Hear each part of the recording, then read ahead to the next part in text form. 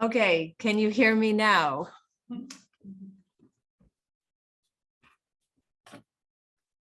All right, Tara gives me the okay, they can hear me.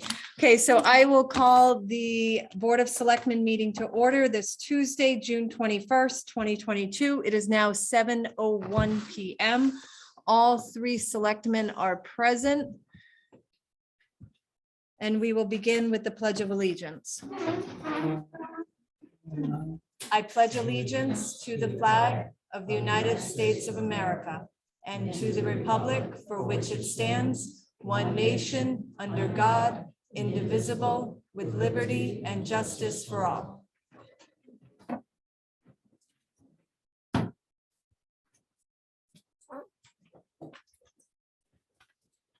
Okay, so we'll begin with the approval of minutes. Agenda item 3. I make a motion that we approve the Board of Selectmen meeting minutes from, that should have been,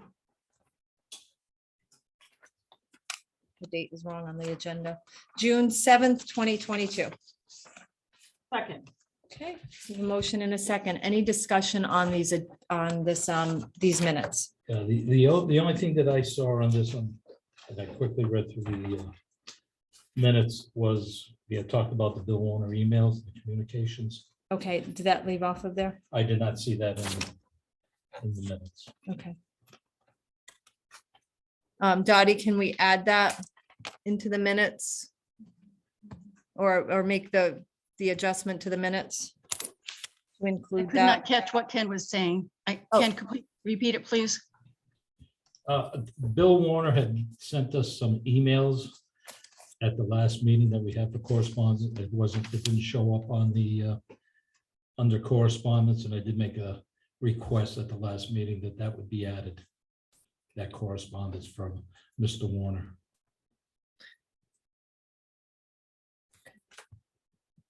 Any other items? Dottie gives you a thumbs up. Any other items from these minutes to discuss? If everything looks good, all in favor of approving the minutes with that adjustment, say aye. Aye, and that passes. Correspondence, we did receive the correspondence for police services. We also received a letter from Olivia Dalphy. I said that wrong, Olivia Dalphy. She was the recipient of the Town of Thompson Scholarship, and she sent us a thank you for that. We also this morning received an email correspondence from Valerie Clark. She did ask that it be read, but Valerie, you're here. Could you read it into the? Okay, read it during citizen comments. But I gave you both a copy. And I think we sent it to you earlier today too, possibly. But that was from this morning. So those were two additional pieces of correspondence. Any other correspondence? I have none. I don't remember any. All right. All right, moving on. Oh, gosh, no, we're not flip flop. Agenda item 5, selectmen comments. Any selectmen comments at this time?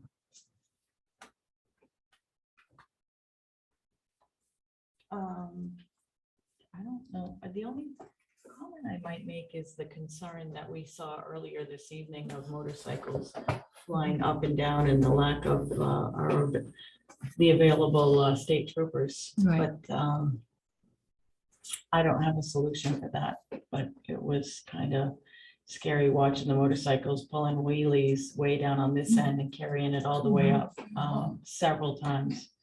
And unregistered and mini bikes. So I don't know that there's a solution to that other than we did call the police. Right.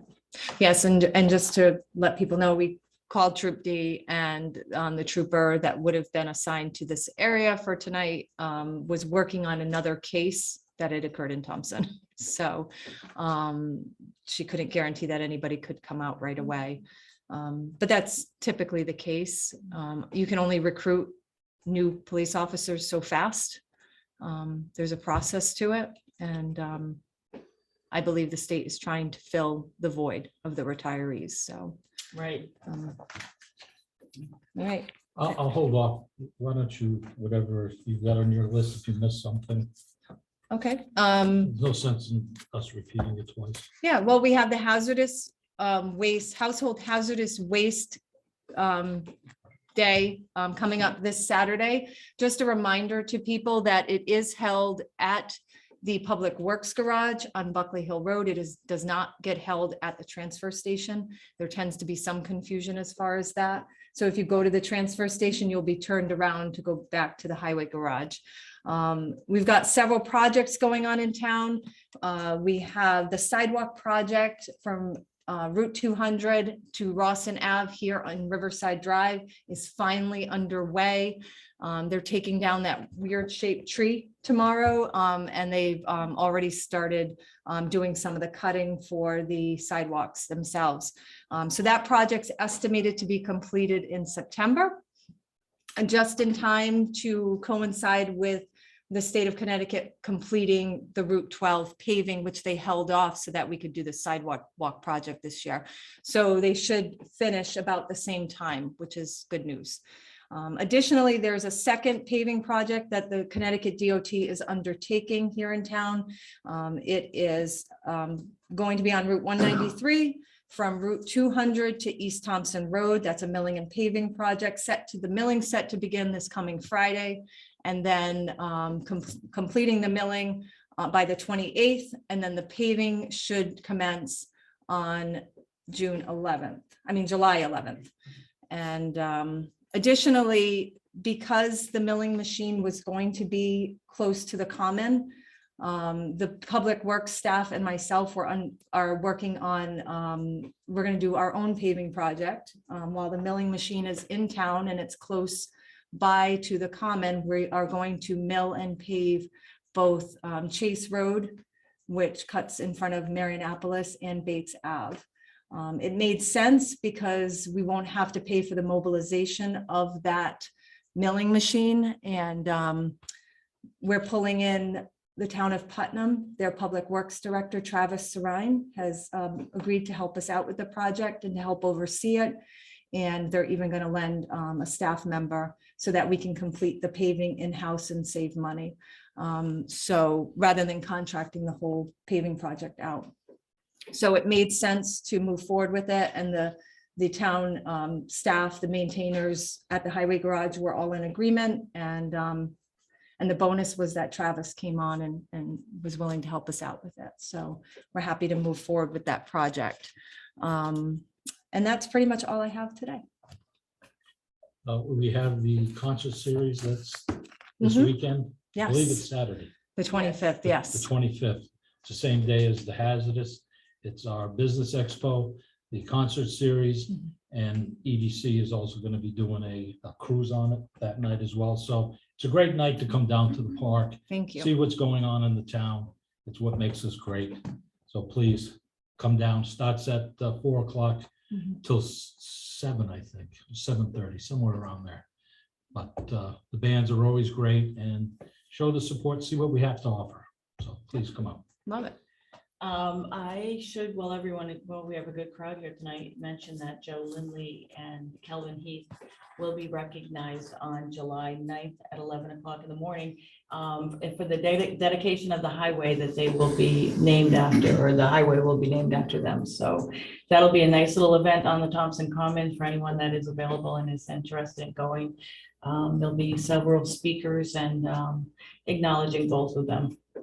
And Suzanne, that July was a section of Route 21 21 and 2 and and 193, I and believe. 183. I- Yeah, Yeah. Yeah. So good things happening in good Thompson. things, and hopefully we'll see some more information on that and some social media and some posters and things like that will be going out, invitations too. Great. Any other selectmen comments? Thank you, Ken, for remembering that concert coming up. All right. At this time, we're going to move to citizen comments. I know that we have a house full. Just to kind of give you, just in case some people aren't familiar with how citizen comments work, this is the time for citizens to speak.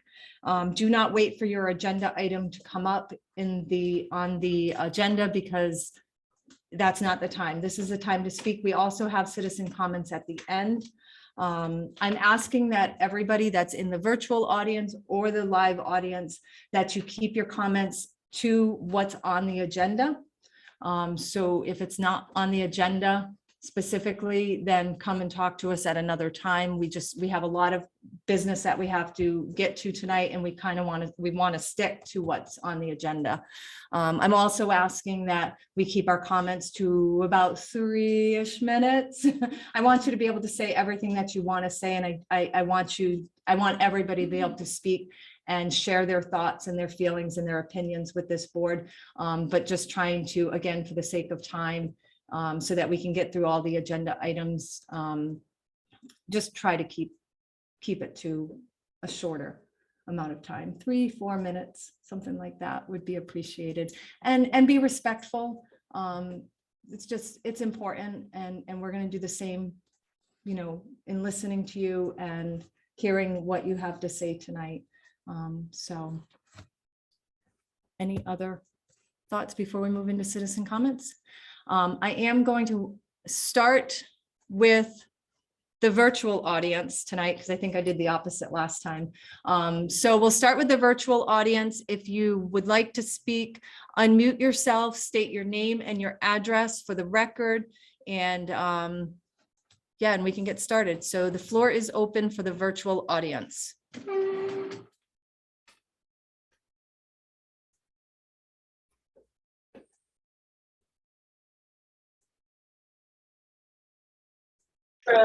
You're under 2 minutes, folks. Get this stuff on the plate. Mr. Rice. John Rice, 39 East Thompson Road. I was interested in that PA 490. I don't know if that's been finalized, that ordinance. It's not on the website, so I couldn't get updated with that, but just a quickie comment on that. I would prefer, hopefully, that they leave it as open space, undeveloped and no activity, open space. And you talk about timber harvesting, that's a commercial entity to do that. So I don't know if that's in the ordinance, because it's not posted.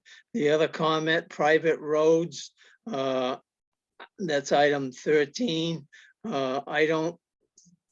I hope the town isn't going to be taking over all these private roads. If they do, I would suggest that whomever's living on that street somehow to develop that road up the specs on the planning and zoning specifications, and then the town can maintain it, plow it, and do whatever they do it on any other road.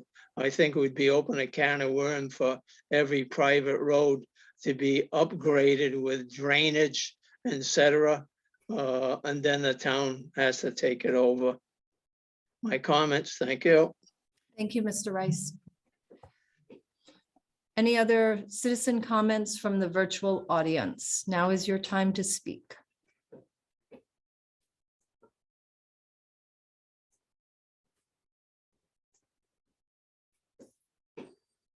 Okay, so now we're going to open up the floor to the live audience. We do have a mic set up. It's important for you to come to the mic and speak into the mic so that the virtual audience can hear you. Otherwise, they won't be able to hear you. You'll be muffled. When you do, just state your name and your address for the record, and you'll be allowed to speak. Yeah.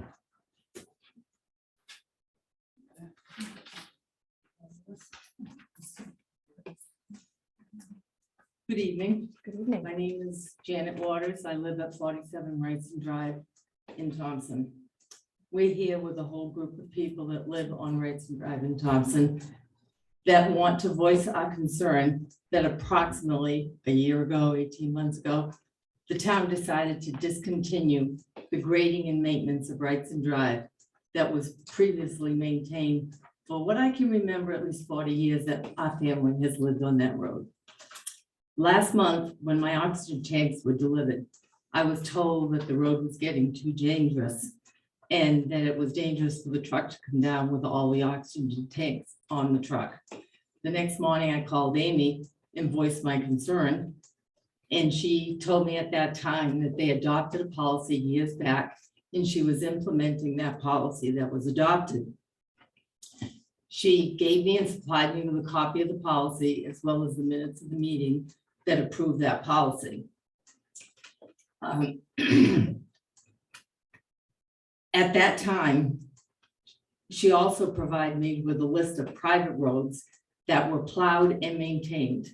Wrightson Drive was listed in that was plowed but not maintained. Wrightson Drive was listed in that category. That list was not dated. We assume that the previous director of Public Works developed this list and never informed a single resident on the road as to why the status had changed. Our road was continued to be plowed and surface maintained for twice a year for probably the next 8 years after the adoption of this policy. During that time, the road was safe and passable. We believe that it would be difficult for an emergency vehicle, such as an ambulance, a truck, a police car, to navigate this road. When I spoke with Amy, she was nice enough to take her own vehicle, go down that road, called me the next day, and told me that she found it difficult even to go down with her large SUV. She concurred with me at that time that it probably would be difficult for any emergency vehicle to also navigate that road. And as we know, in an emergency, every minute really counts. Took me 6 minutes to get from my house, the end of Munyon Road, to the main road this morning, on the way to Brandy Hill, on the way to my pulmonary rehab. I go very slow. I'm not the only resident on this road that has medical issues, and I'm sure that a lot here tonight will probably speak to those as well. I personally feel that it's the intent of the town to keep our roads safe and passable. However, due to the fact that the road was not maintained, Wrightson Drive isn't safe and passable just about to get there. Seeing that the Director of Public Works is no longer employed and cannot answer why the service stopped over a year ago and didn't inform anybody, it is our hope that this board, which you said is entirely here this evening, will act on this and continue to maintain Wrightson Drive the way they did over a year ago. I'm hoping that this can come to a quick resolution, and our road can return to something that is safe and passable for all. Thank you. Thank you very much. Okay, the floor is still open here in the live audience. I will go back to the virtual audience for anybody who just joined us. But anybody here in the live audience that would like to speak, now is the time. I would like to speak, but I'm not sure I'll be able to get there. It's okay. Wait, don't stay right there. Oh, perfect. Thank you so much. It's gonna take me a second.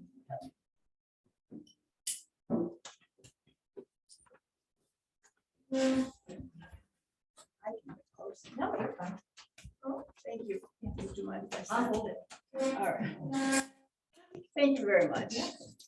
All right, good evening. My name is Sue Dumas and I live at 32 Wrightson Drive.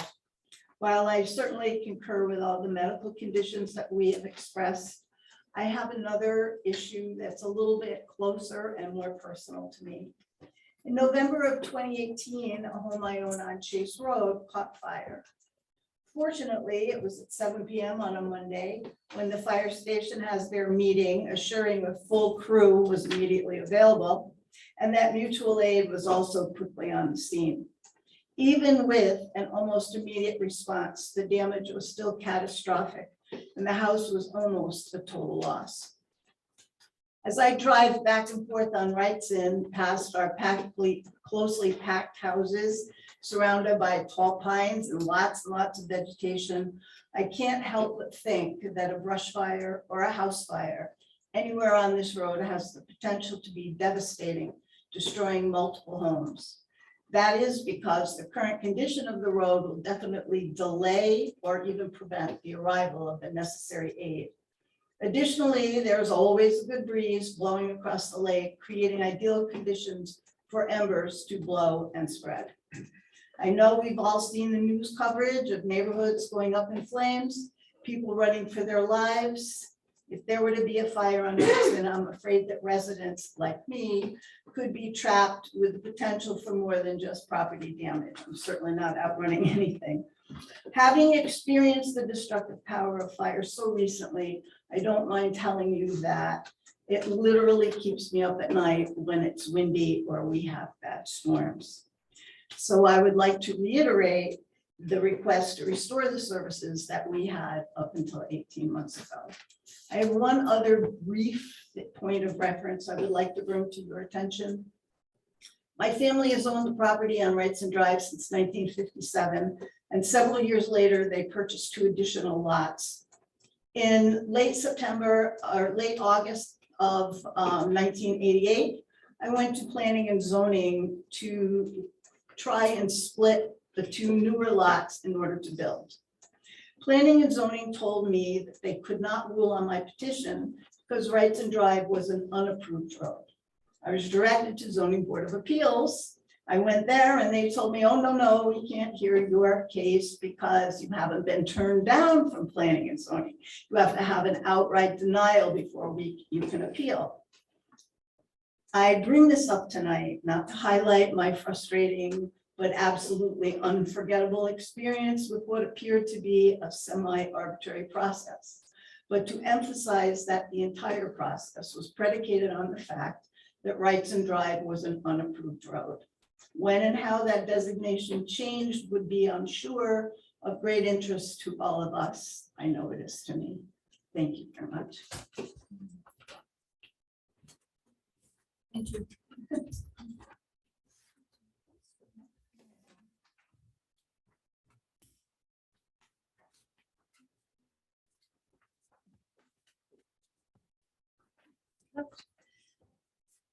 Okay, mine is also on health and safety. Can you just state your name? and Oh, address? yes. Hello, my name is Jane Carpenter Howell, and I live at 65 Wrightson Drive. I live on the property that my parents built on back in 1968. And my mother still lives with me today. We live at the furthest point of Wrightson Drive and have the most distance to traverse the road. My mom, Connie Carpenter, is almost 86 years old and is unable to be here tonight due to her physical limitations. She has degenerative spinal disc disorder combined with rheumatoid and osteoarthritis.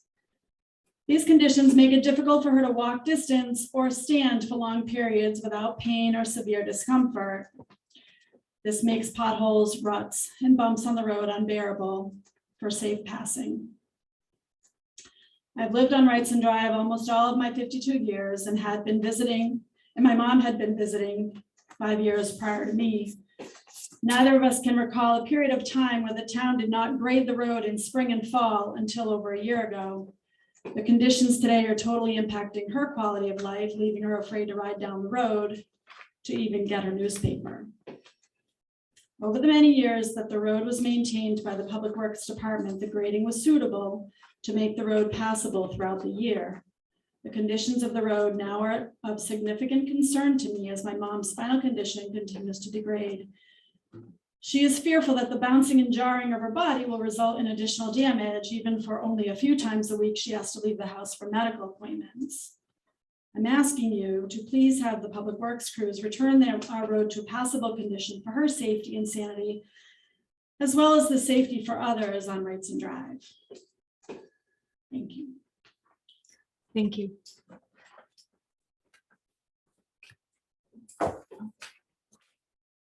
Hi, I'm Michelle Bourgeois, 50 Wrightson Drive, and I've only lived there for 7 years, but my fiance, Rich Audette, has been on that road for 20 years. And again, I'm just reiterating what everybody else has said, that the conditions were every spring and fall, we were always waiting and we would hear the graders come and be like, oh, thank goodness, our cars will be fine. But after this year and a half, the holes are so deep. I know, Sue, you have some measurements if you're gonna speak. But I also took a video that I could send as well to see how deep they are and how impassable that the road has become, even with the 4-wheel drive. So, and we're one way in and one way out. And so again, with safety issues, and one of our neighbors is is almost how old is Buzz? She's 90, she's almost 97. 97, and the ambulance did come to her home not that long ago, and it was not a quick response. So that's all. Thank you. Thank you.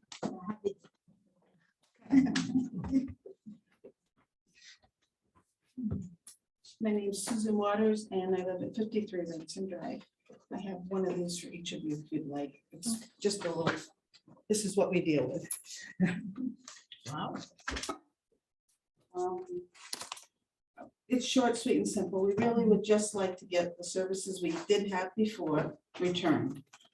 The biannual grading made it easy enough. It still had bad days and good days, but it was easy enough to pass. Oil trucks came down with no problem. Snowplows came down with no problem. Propane deliveries were made. Now, a lot of even our prime deliveries are left in our mailbox because they don't want to come down the road anymore.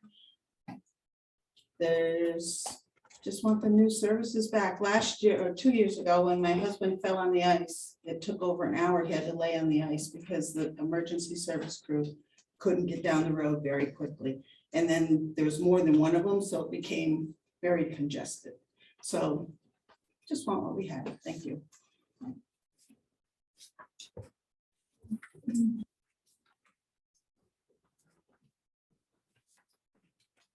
George Demopoulos, 14 Wrightson Drive.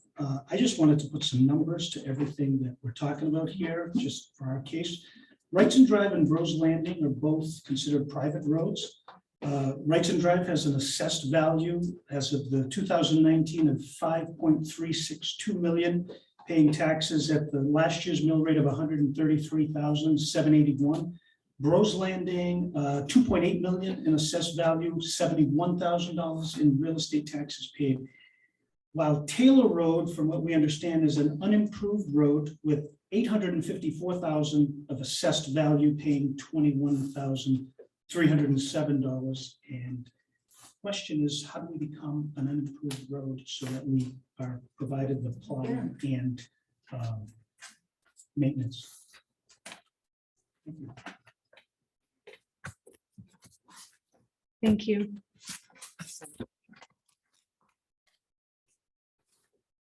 Any other citizen comments? The floor is still open. This is on our agenda, right? Yes, towards the end.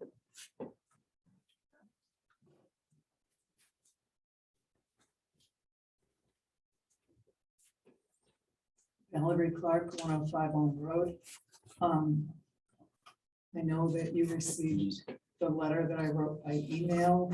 I made copies for each of you that also included the reference document. And I also printed the full reference document for your records. I can give those to each of you. So that's the full reference document.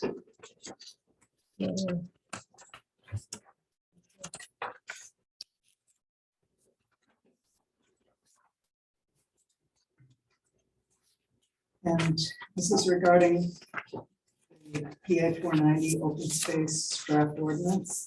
Dear Selectmen, as you hopefully already know, there was a significant typographical error in the draft open space ordinance recently approved by the ordinance committee. This draft is on the agenda for the Selectmen's meeting tonight. In discussing with the assessor the examples he had provided to the ordinance committee, it was determined that the draft ordinance for the valuation section, which is section 6 of the open space ordinance, accidentally stated that open space land values would be set at 75% of the excess acreage value. And the next piece is based on conversation that I had with the assessor. What the assessor had recommended was a 75% reduction in the excess land value.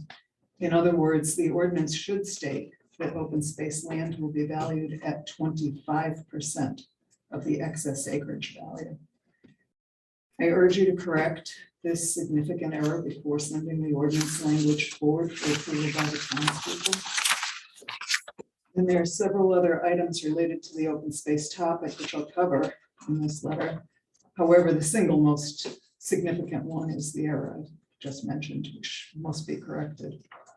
The other items I'd like to address are as follows. And this is regarding the statement I've made about the valuation of open space land being tied to tillable A values. And please note that these values are extremely close to the excess acreage value. Currently, there's only a $20 per acre difference between the two values.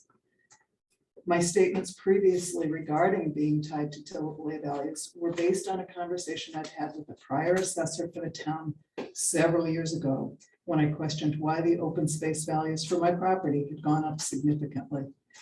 In each case in which I referenced the tillable A values, I always stated that it's my belief that this was the valuation basis for Thompson's open space lands, not that this was a fact.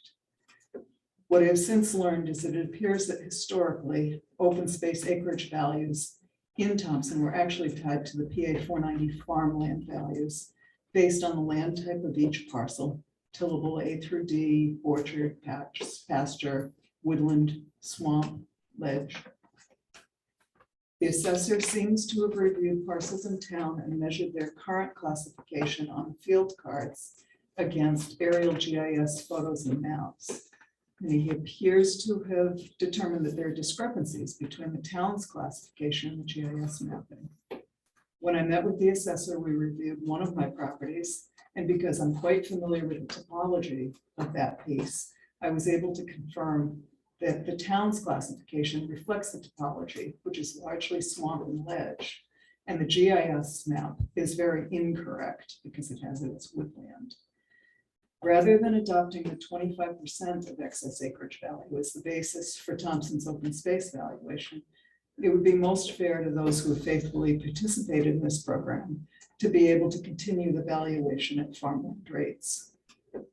Last week, I reviewed with the assessor 2 parcels on which I pay taxes and the impact of the proposed 25% of excess acreage valuation. I specifically chose those parcels which were not impacted by the new definitions of unbuilt or undeveloped. In one case, the actual annual tax I would pay would increase 50%. In the other case, the increase is 1,087%. While it's tempting to say, oh, but the amounts aren't that much, or oh, you can afford it, this is not a judgment that anyone should be making for another person. The optics of the percentage increases aren't good. I highly recommend sticking to the farmland values as the basis for Thompson's open space valuations. And for my next topic on open space, while I do not agree with everything that was drafted into the open space ordinance, I believe it is fundamentally a good document. One item that continues to be difficult to understand or justify is the exclusion of, quote, clear cutting. I recommend this restriction be removed from the draft ordinance for the following reasons. Clear cutting of trees is often a prudent practice consistent with the definitions of open space as otherwise stated in the draft ordinance. Clear cutting can be used as a solid silvicultural practice in order to remove destroyed trees, such as the recent gypsy moth damaged forests, in order to regenerate healthy trees.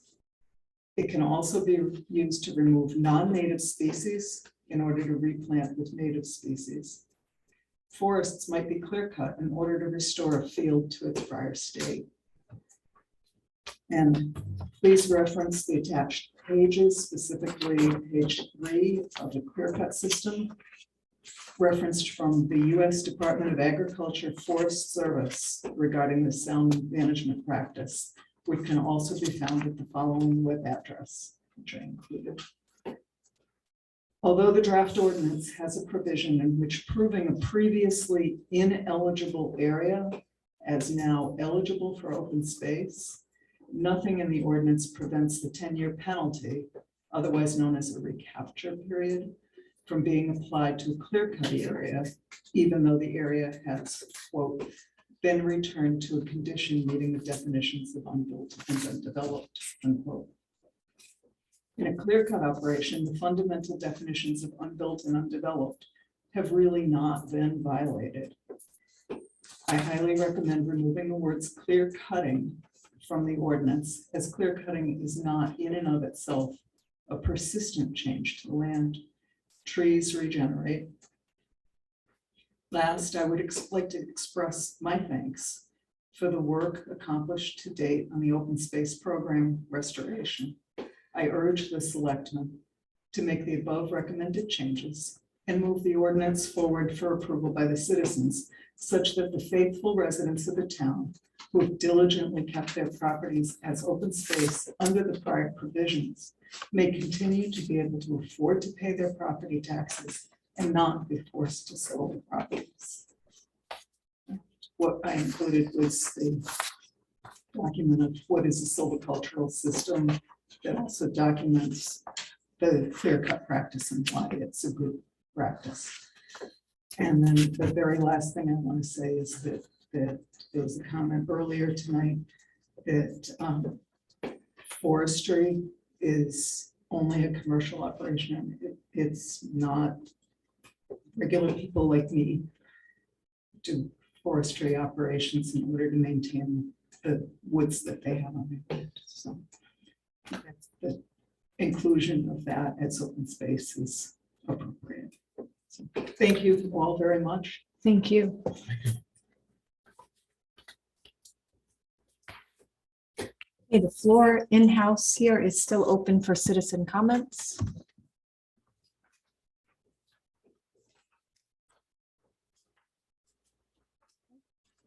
Okay.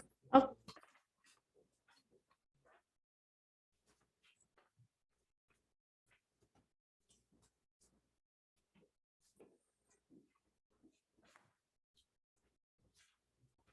On the ordinance committee, and I feel that Can you state your name and address? Al Landry, 33 Randall, sorry, I Thank should you. know better. You should.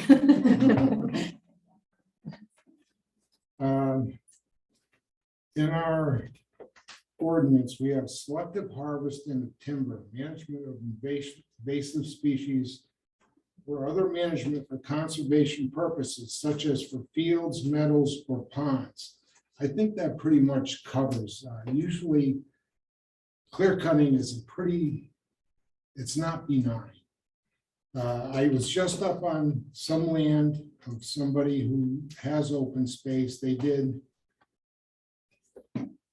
They called it clear cut, and I said it's selective because they made a field.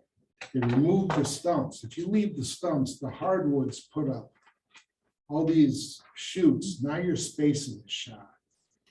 You tend to get a lot of invasive species, brambles, poison ivy, bittersweet, on and on and on. And it takes a long time to regenerate. You all probably remember when the man wanted to put the golf course along 395 and clear cut. It was a mess. For 10 years, you could still see the mess because you didn't clean up anything. Just left the wood there. So I would urge that. I think selective harvesting of timber covers firewood and clearing for fields and on. Whereas selective, clear cutting, I don't think that's good practice in general. I've lived across most of this country and seen it all over the place. It's usually not pretty. Thank you. Thank you, Al, for the work you did on the ordinance.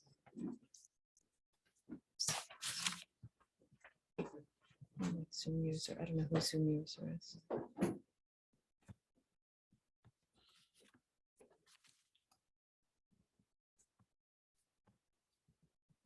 Citizen comments still open? Yes, they are. I have another comment. I just kind of thought about. Sorry, I'm stewing. Should I have a statement in? Yes. Jane Howell, 65 Rights and Drive. So I'm sitting here thinking, you have all these partnerships. You have KB, your ambulance partnership. You have the partnership that you're utilizing with Putnam for the milling project on Chase Road. I don't know if there's any way that you can utilize that partnership to help with this private road situation that you have with not, maintaining Rights and Drive as an example.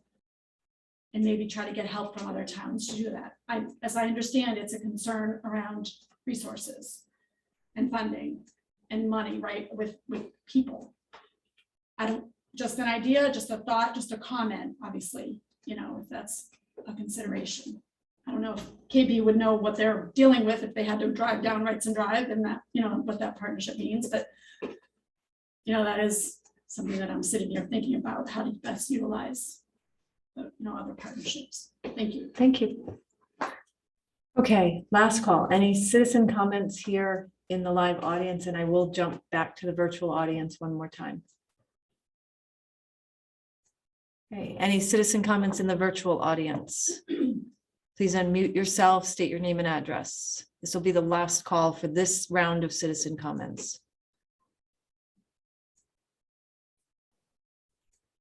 Sally White, Yes. 308 East Thompson Road. You mentioned the state working on Route 193 from Route 200, and you said to East Thompson. Does that mean to the Mass line or to East Thompson Road or Porter Plain or Sand Dam? East Thompson Road. Okay, thank you. You're welcome. And then regarding Wrightson Drive, when the first person spoke, either you referred to or they referred to minutes that showed a decision that was made to no longer continue the maintenance of Wrightson Drive. Is that correct, or did I mishear? No, it wasn't completely stated. It was a snowplow policy. Oh, a snowplow. It was adopted in 2012. Is there a paper trail or minutes that refer to a decision by the board to remove that level of maintenance? In the actual policy, it stated that the road would be maintained by the residents. It doesn't specifically talk about maintenance of the road, just the snow plowing. Okay. And so certainly send you a copy. Thank you. So then it is a matter of the board deciding whether to do that or not at this point. Correct. Okay, thank you on that. And then I was glad the gentleman raised the matter about the value and the amount of taxes that were paid. That was going to be one of my questions. So that was quite interesting. But going back to, and I trust that people will understand the basis of this comment. It is not a challenge and it is not meant to foster any hostility, but I'm perplexed at the comments that in citizens' comments that you expect them to be limited to the agenda. And there's only twice a month, and it's precious time when the legislative body of the town has an opportunity to meet with the board in public as a group, as many as decide to participate. And again, looking at the way our government is formed at the local level and the reality of the fact that the board, whoever they are in whatever years, are selected by the taxpayers. And I encourage you not to limit it to the agenda. I think that 9 out of 10 people are going to speak about things that are valid and that is useful to be shared before the other taxpayers, and also useful for the 3 board members to hear them collectively. And I think that it will limit the harmony and the productivity and of the town to limit that. I think that's wrong. And did the board vote on that as a policy? I would like to see a discussion among the board and a vote if that, or what, did I miss a meeting and you all had decided that in public, or was that a private decision? It's based, it's based on our right to stick to the agenda items. And what is the citation for that? It's FOIA. Freedom of information. Okay, so I will stop momentarily, but I think it's ironic that you base it on freedom of information as opposed to having short Order. times. when Order people- and structure of a meeting. Mhm. And so, What we're trying to prevent is monologues. well, I encourage you to reconsider that, please. Point taken. Thank you. You're welcome. Citizen comments. I'll speak again.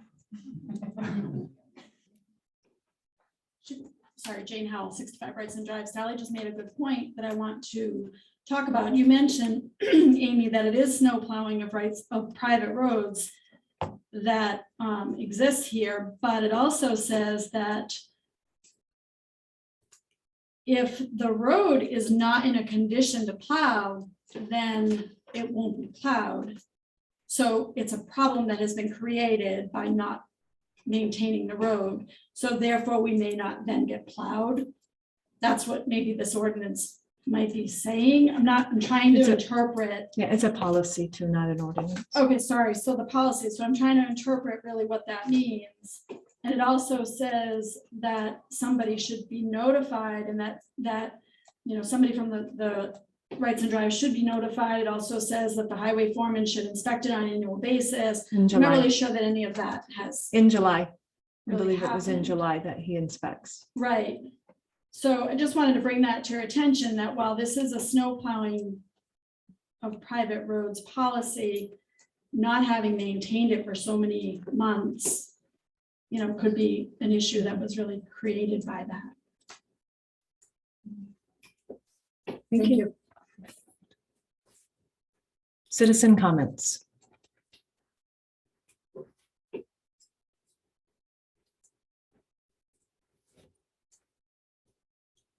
Okay, hearing and seeing none, we will move on to agenda item 7, which is the appointment of Mary Eames, East Thompson Fire Police.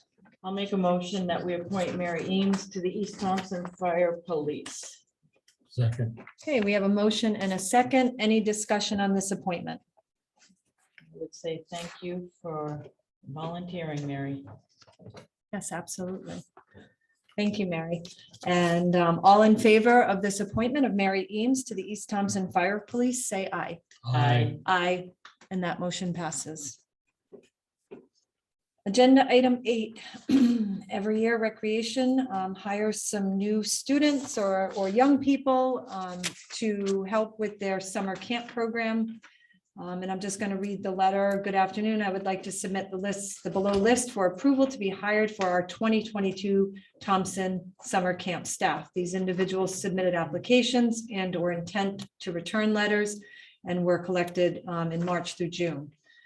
We are seeking approval for the following hires in this year's summer camps: Sarah Langlois, and these are returning, Chris McClure, returning, Nathan Treadway, returning, Paige Boisworth, returning, Madison Yost, returning, Joran Ellis, returning, Jaden Treadway is a new hire, Gabe Waldron is a new hire, Emma Parmentier, new hire, Caleb Botello, new hire, Corey Kostakopoulos, new hire, Zaria Pokrovich, I'm gonna butcher that name, new hire, Allison Tebow, new hire. And then for the Explore the Trails Camp, Emily Rainville, new hire, and Garrett Bertram, new hire. With that, I'll make a motion that we approve these new hires for recreation. Second. Okay, any discussion on these new hires? All in favor of approving the new hires for recreation, say aye. Aye. Aye, and that motion passes. Okay, so that brings us to agenda item 9, report, Putnam EMS. I got it in today. I did send it to you guys. There were several copies. If you need copies, Did you print it? I don't know. I can go make copies if you'd like me to. I think you'll need them. See what I got.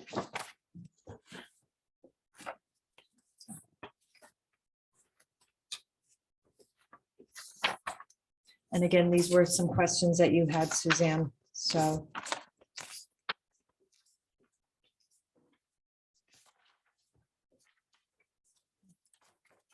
I'll go make some copies. I didn't realize you didn't have the copies, but I did email them to you both today.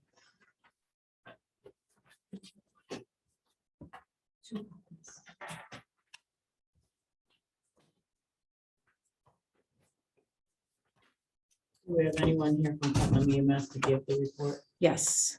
Well, you had asked for several things, so there's multiple things, but Tammy is in the audience. Tammy, do you have the reports there with you? I'm assuming you do. Yes, I do.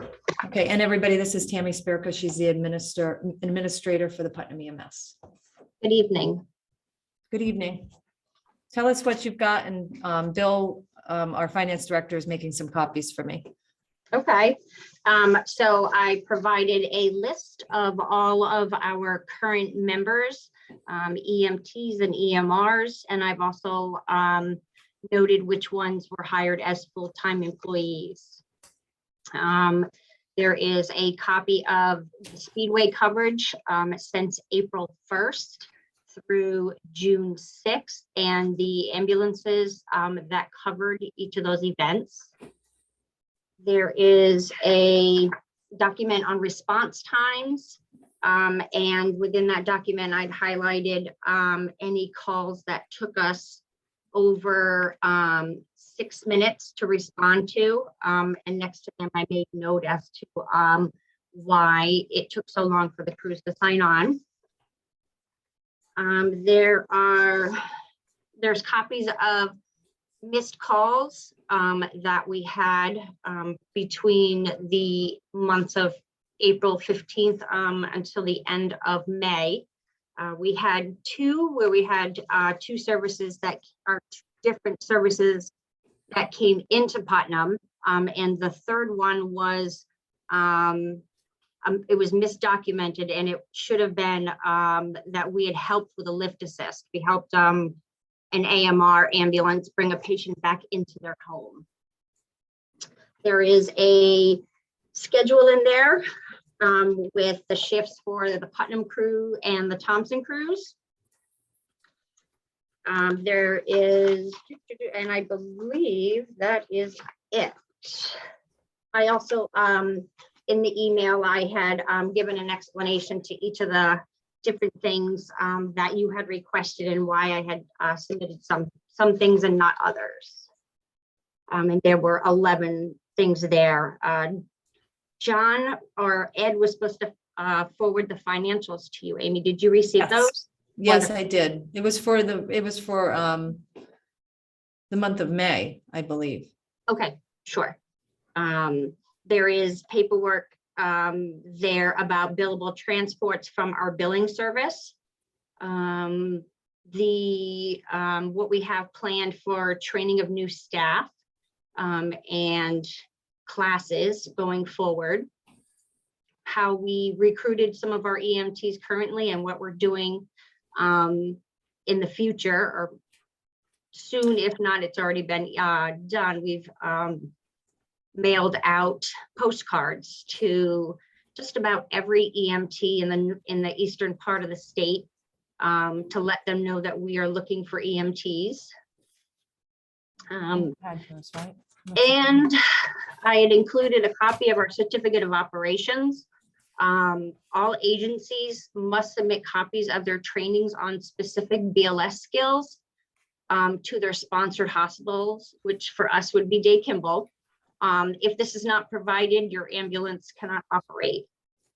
So the medical director and the EMS coordinator at Day Kimball must sign off on this, and then this paperwork is submitted to the state of Connecticut. They look over the paperwork, and then once the state approves, the certificate of operations is emailed to the head of the service. And then that certificate needs to be posted in plain view for anyone to see. So I believe that is pretty much everything. So Tammy, just to jump back, did you say, was Bob Holdsworth able to get those postcards mailed out already? So the postcards were sent to Bob. Okay. And I am assuming that he has either sent them out or they will be going out. I am sure we'll get an update tomorrow night at our meeting. So just to let the board know, we had created some very vibrant, attractive postcards to mail out to every new EMT. And Tammy, we were kind of targeting this end of the state, the eastern corridor, the 395 corridor, correct? That's correct. And so those were going to be sent out through Bob Holdsworth. Now, also, one of the big questions was on training and recruitment, but specifically training. I couldn't actually decipher. I don't know where in the packet that you sent me, or maybe I just missed printing it. Can you just give us an explanation of the training that that you do have planned and what you do on an ongoing basis? So when you speak of training, are you speaking of training as a department or individual training? Well, I defer to as a department as a whole, but and then specifically individuals or new, let's say new EMTs. Is there additional, how do you train them? How do you get them, prepared to, to really know their job well? Okay, so what we do is when we are training new staff, it's all done in-house by one full-time employee. When our staff feels that the member is ready to be on their own, usually it can be a couple of months to 6 months. It all depends on the comfort level of the EMT and how the full-time employee feels that the EMT is progressing in their skills. So when the full-time employee feels that the EMT is ready, they will come to us, myself and the officers, or now the two supervisors, and we discuss the strengths that the individual has shown and some of the different areas where we may need to, help them a little bit more. And then we decide whether or not we feel that member should be what we call signed off, or to be in the back of the ambulance alone by themselves. So, and all new staff, all the officers and supervisors are in constant contact with them. Just, making sure things are going smoothly, asking how their calls are going, and how they're doing mentally and emotionally. We've put together an initial EMT class that'll be starting September 8th, and it'll be Thursdays and Saturdays. We have 3 members in-house that want to take this EMT initial class, and I have six or plus that want that are outside EMS. So fire department members, people in the community that want to get their EMT. So we've got a good class started. The instructor's name is Heather Richards, and she is from AMR. She works mostly out of the Putnam office, but she reports back to Hartford, where their main office is. And the yearly trainings that we do CPR and AED, we do pharmacology, we do sexual harassment, workplace violence, workplace harassment, bloodborne pathogens, hazmat. Those are and most of those we're able to do through an online service that we can use that for CEUs or continuing education towards our certifications. And then we ask the membership if there's anything that they would be interested in learning or seeing. We've had chiropractors come in and speak to us about the importance of body mechanics. We've had medics come in and explain their ALS bags to us so that nothing looks unfamiliar. So when they come on a call with us, we can assist them. And I believe that's it.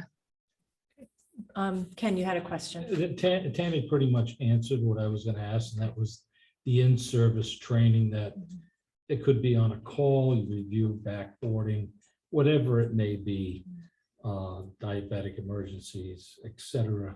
You know, sometimes you run into a call, hey, let's refresh on this, bring in some paramedics, and there's a lot of good available people, and it's just to refresh and talk about a call, type of a call in order to keep your skills. Hey, I didn't notice that, or wow, it's something you can pick up on, and that in service is very valuable. Right. Yep. I agree, yes. Tammy, what's your cap on hours for individual employees? We currently don't have a cap because we still have three, I think it's 3 or 4 full-time positions open. We are trying to spread it out so that people aren't working crazy hours. But there have been weeks where we have people that have worked over 40. A lot over 40? What do you consider a lot? Well, any you doing 60 hours a week? Not that I'm aware of. Just asking. What do you do for supervision? To Well- de-escalate or to help with support with, traumatic situations? So we have reached out to the CISD team for the critical incident stress debriefing, which is the state. We've utilized them a couple of times in the past. We've had some pretty horrific calls here in the town of Putnam. And they've always been very, very good to us. And we have peers supervisors. Okay. I'm assistant to Tammy. And we also use strategically a lot of our with their partners.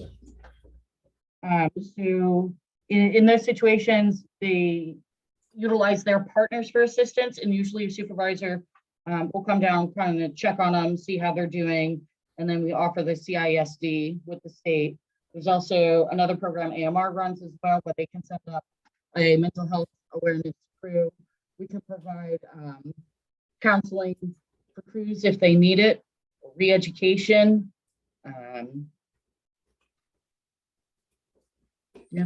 Is that still Tammy? No, that was Katie. Katie, that was you, right? Correct. Tammy and Katie. And Okay, Katie is? Katie, what was your position there? Right now, I'm the captain assistant administrator with Tammy. Yeah, you keep cutting in and out, so I don't know if you're not close to the mic on the computer or the phone. We're having a hard time hearing everything you're saying. I apologize. Is that better? Yeah, that is. Okay, good. So I help Tammy. I'm the captain currently, / supervisor for Putnam, second in command. Okay, and Tammy, you're on the schedule for regular hours? No, well, I am on there for hours, yeah. No, I can't hear you at all. Right. But once we are fully They must be staffed, having some. be running a- Tammy, we can't hear you. Wow, is this better? It is. Are you on a laptop? Yes, yes, we are. You may have That's to, okay, is it better? Yeah. You think? Okay. Okay, sorry about that. Could you repeat the question again, please? Are you, I thought I saw that you're on the schedule for regular shifts? I am slowly moving away from being on the schedule and working regular shifts. The intention is for me to come off the road. We are still short again for people, so there have been days where I've had to cover. Right. Yep. Understood. Okay. Tammy, what's your overall feel of how the program's going? I think it's going very well. We've had a lot of positive feedback from the community, from residents that we've seen outside of working on the ambulance. The crews are really happy. Is there any days between April 15th and now that you have not been able to cover either Putnam or Thompson with staffing? Yes. We had that in the report the last meeting, which I still have. Any if you need idea a how many copy. days that was? Off the top of my head, I do not. I apologize. Is there a protocol to let Amy know when there's no coverage? Yes, we had an incident where there was some miscommunication between our staff and QB dispatch. Amy and I had spoke on the phone, and I had informed her that if we had ever had an incident where we didn't have a crew in Thompson, that I would call her personally. And since that evening, we have not had that issue. Thompson or Putnam, right? In Thompson. Thompson or Putnam? Nope, I just said Thompson. You're going back, and Tammy's going back to May 15th. That was the occurrence she's talking about. And since then, according to at least QV data, there wasn't an issue again. Tammy, just one other thing. What on the schedule here, it says full crew. That means it was, what does that mean? That was on the calls, Tammy, The that you calls, sent with the response times. Full crews. I don't with my response times. Well, no, because it. Yes. Okay, yes. So- EMR toned out. Yep. And My there's a apologies. few that So- say full crew. So what that means is that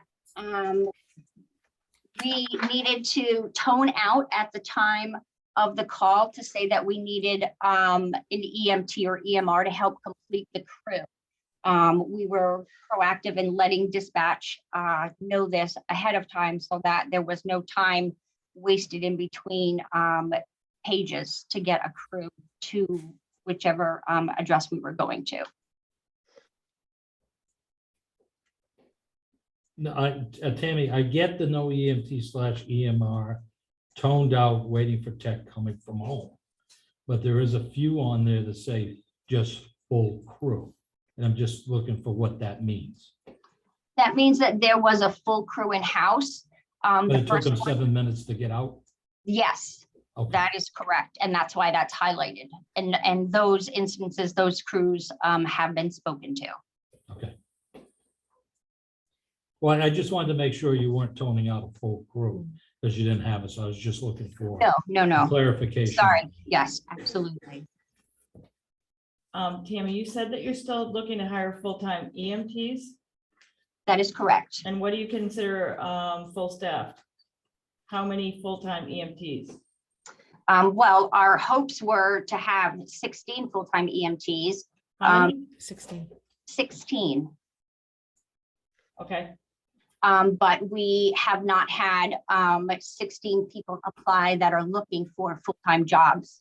Many of the people that work in EMS work multiple departments. And everyone has their one department that they really love. And so, but they still want to get experience at another department. So they'll pick up a 6-hour shift or a 12-hour shift. So we're filling in with a bunch of part-timers. what do you consider full-time? 40 hours. So benefits start at 40 hours or? Yes. So you have, I was looking at the schedule, your shifts are 12-hour shifts, so somebody has to pick up a 4-hour shift? No, they would have to pick up a minimum of 6 hours. It would be full-time, I think she was asking. Oh, No, I'm more sorry. like for benefits or full-time, Right. so somebody has to work. You have 12-hour shifts, so that means somebody has to work a 12-hour shift and 3 12-hour shifts and then a 6-hour shift? Nope. So what we had decided was that we are working a 36 and a 48. When all was said and done and we looked at the cost of what it was for the 8 hours of overtime, it equaled to the 4 hours, a little bit more to the 4 hours that they were not paid the week before. a lot of fire services are going towards that, as well as I think it's like a 72 on, is it 24 off? Something like that? Yeah, so, and we figured it'd be easier to do 12-hour shifts.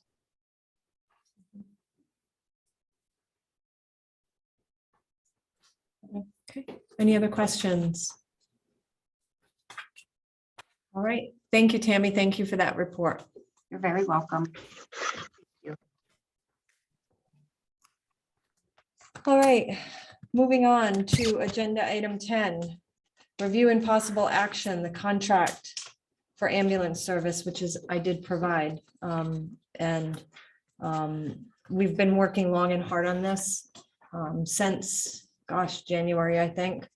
Rob Wurge is here. He's been, he's on our Board of Finance, but he's also been with us in these meetings since January, working out the details of forming this new ambulance service. And just for the crowd, a lot of people don't realize it, but this isn't actually the town of Putnam's ambulance. It is Putnam EMS, which is a nonprofit entity. It's not part of the town of Putnam. Town of Putnam contributes, just like the town of Thompson will be contributing to that ambulance service, and so that they can provide service to the town of Thompson.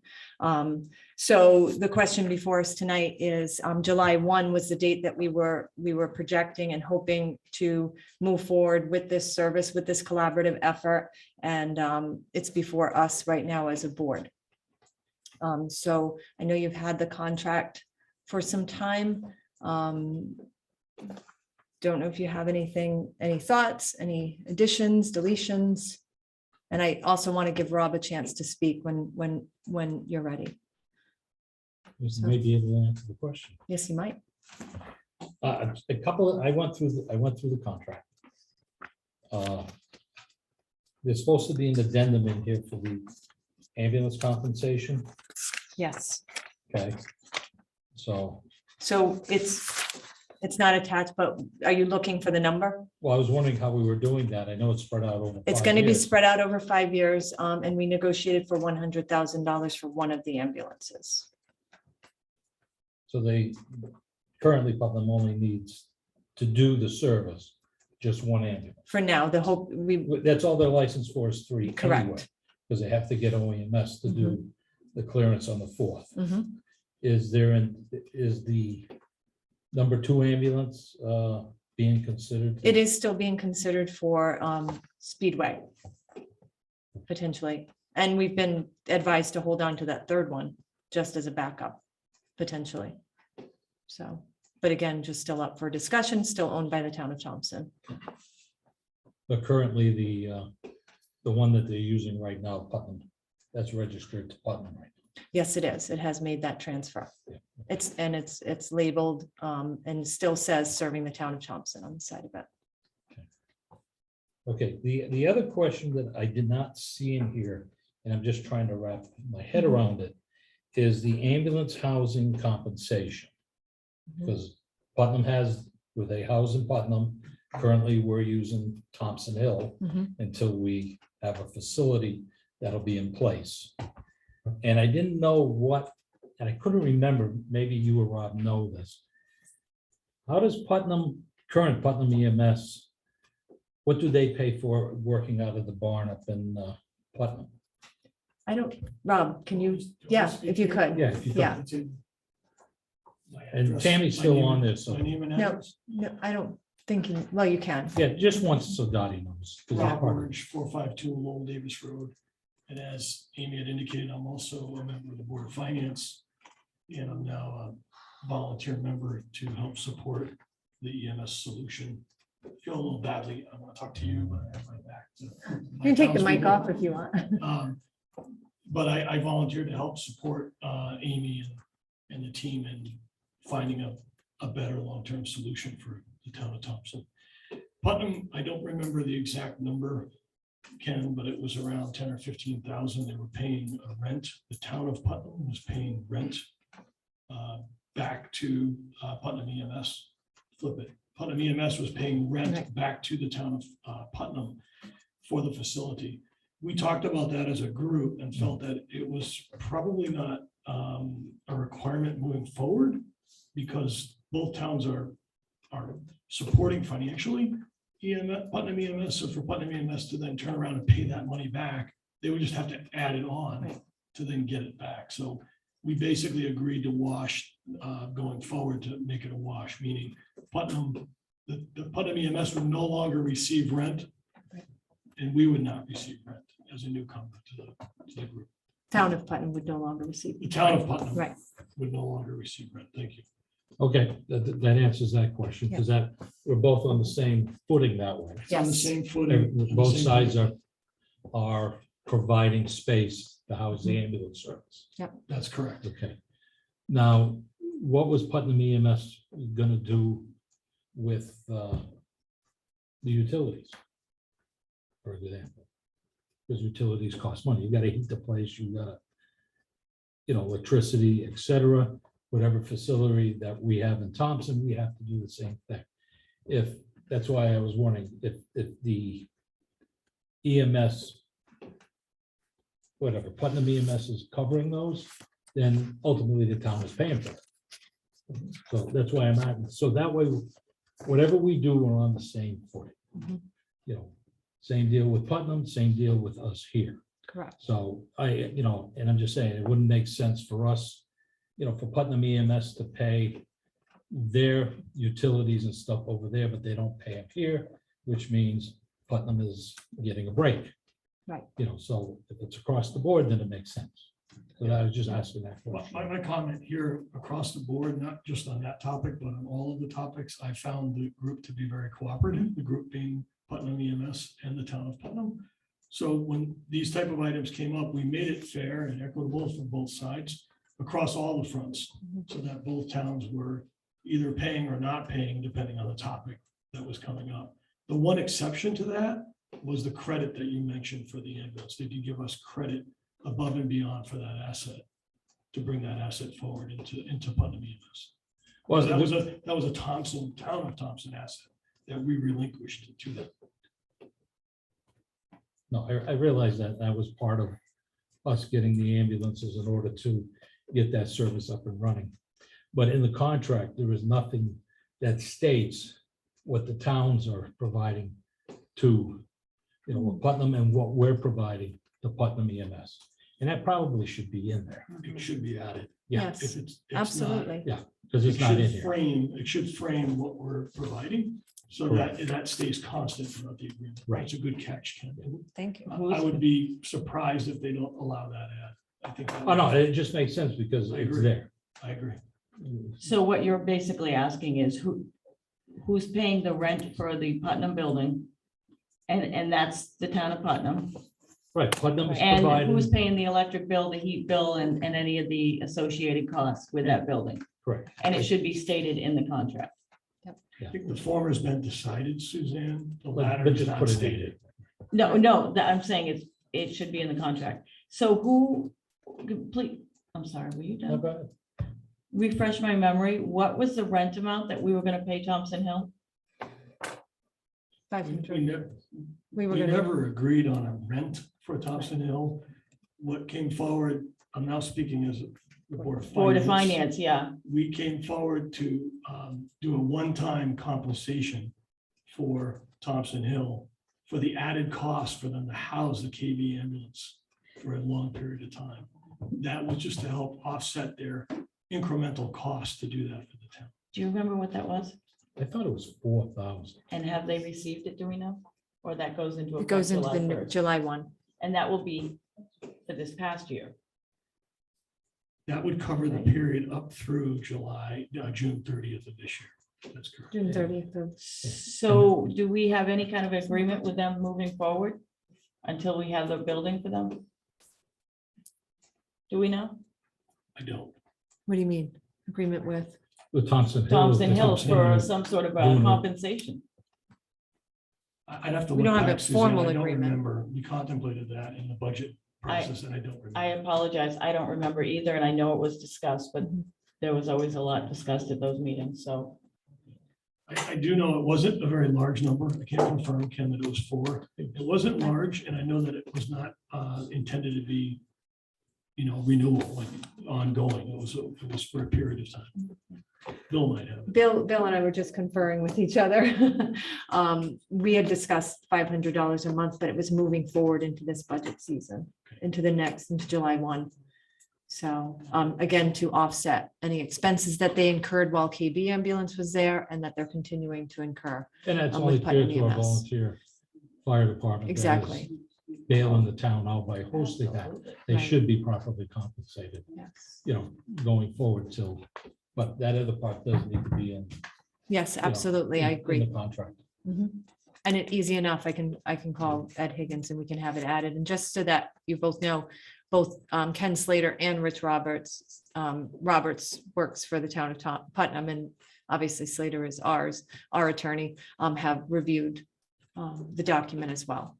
So. I could add, Amy, Mhm. along the lines of the equal balance across the towns, the Putnam EMS, a board has allowed us to, both towns to have equal seats and equal representation on the board. Right. So while it's a third party, I think it's a unique structure where we can participate in the finances and in the decisions of the organizations that's serving our town, which would be different if we contracted directly out like we were with KB.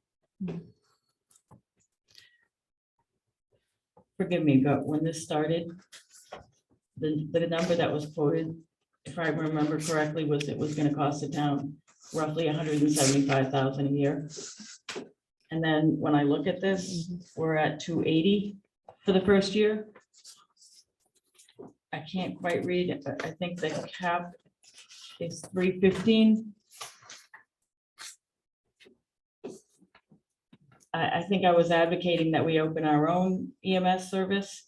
And I think that it probably would have cost us 280 a year to have our own service in place. It's, If Go I ahead. could comment on that, the original number was 190, Was it Which is- 190? I couldn't, it actually, I think, started at 175. which is still a far gap from 280. So there's a recognition that that number was missed. There were a few things in the budget that were missed that drove it up to a full 280. We are getting the full coverage, which is important in terms of the 24-hour coverage. The wages have gone up as well, and full benefits for the full-time employees inside of Putnam EMS. So with the benefits was probably the biggest miss of all the groups. And we did work together with the town of Putnam and with Putnam EMS to try to get it as reasonable as we could without sacrificing service. So while 280 is recognized, it's higher than when we started, it's dramatically lower than the situation we were in with KB. So to go fully with a third party would be more than twice that. I think that was running us about 50,000 a month. So call it 600,000 a year. And this relationship gets us in at about 280. We did also look, Amy, at going, Suzanne, at going with our own service. And we discussed that as a group, and we also discussed it with a consultant that's been helping support us in this process. I was there. Yep, and they and other experts have said it's very, very difficult for a town to provide its own service, and many of the towns across Putnam are getting away from a single town service. They're actually joining forces with other towns, collaborating to reduce costs. And it really comes down to a fixed cost to operate the service. And when you spread it over one small town, it's hard to support those fixed costs from a revenue perspective. So as we pull multiple towns together, it becomes more cost effective. And lastly, we're also in initial conversations about potentially bringing Woodstock in if they wanted to, which would further reduce the cost, because again, those fixed costs would be divided by 3 towns instead of 2 towns. Now, when you add people, that's different. If we have another town, we have to add more people. So I'm not suggesting that the 280 gets divided by 3. There'll be other people that we bring in, but the overall cost to administer it would ultimately go down if it's shared among multiple towns. I think Woodstock used to be combined with Putnam and they separated. I don't know. Yeah, they were. That had to be decades ago. That is not accurate. We have never been with Woodstock. Well, maybe when we first started in 1954. However, we were. Oh, it was Pomfret. I apologize. I apologize. I did say that wrong. You're It's okay. right. I apologize. It's No, that was Pomfret. my mistake. Tammy, are you there? Yes. Okay. No, I totally apologize. No, you're fine. Right. Are we good? I just want to close by saying that I recognize that it's not perfect today. We've had multiple meetings. There was a miss or two where we didn't have full coverage. Tammy and the team are looking to hire. It's a difficult season for any company to hire. It's really hard with employees and it's not perfect. But I think the people that are engaged in making it work want to make it better. It's good today. They'll continue to make it better. We'll need to continue to hire people. And I think as a town, both Thompson and Putnam need to continue to stay engaged and be part of the process and be part of the board. And we'll get there. It's going to take several months. We're lucky that we had a bit of a kickoff period between when we ended with KB and we started here. We have this like interim period before our fiscal year starts. That's allowed us to do a bit of a short-term contract. The discussion now is about signing a 5-year contract. If it doesn't work, we can move on to another option. We're not in this forever. It's 5 years. There's renewal periods. There'll be a lot to unveil over the coming years. But my feedback to the townspeople and to the board is that I think in general, there's a group of people that want to make this work. And that to me is important to have it be successful for the town. And additional to note too, Rob, I think it's important that we have that section in the contract that actually discloses that after 2-ish years, we'll entertain the name change potentially. We'll entertain a name change. And the other thing that we wanted to avoid in the agreement is to try to never, it's hard to say never. It's almost impossible, but we want to try to avoid bringing the town to a period where it was earlier last year when we had to engage with KB. Time was our enemy. We couldn't explore options. We had to react quickly because we wanted to keep people safe and have a service available. So with this agreement, I'd have to look back. I think it's a year. We put in a year that at the 4-year mark, both parties have to agree to continue. And we did that so that we would have a full year to implement something different if we weren't happy with this. So we're trying to avoid being stuck in this crunch period where we have to take the only option that's available. That's very expensive. Right. But I will say without a doubt, KB did us good and they did a phenomenal job while they were here. And I was grateful every day. I would message their administrator and just say, thank you so much. And I can't be more grateful to what they did and stepping up. And that was not a contracted rate. That was an emergency services rate. It was. That was not a contracted rate like this is.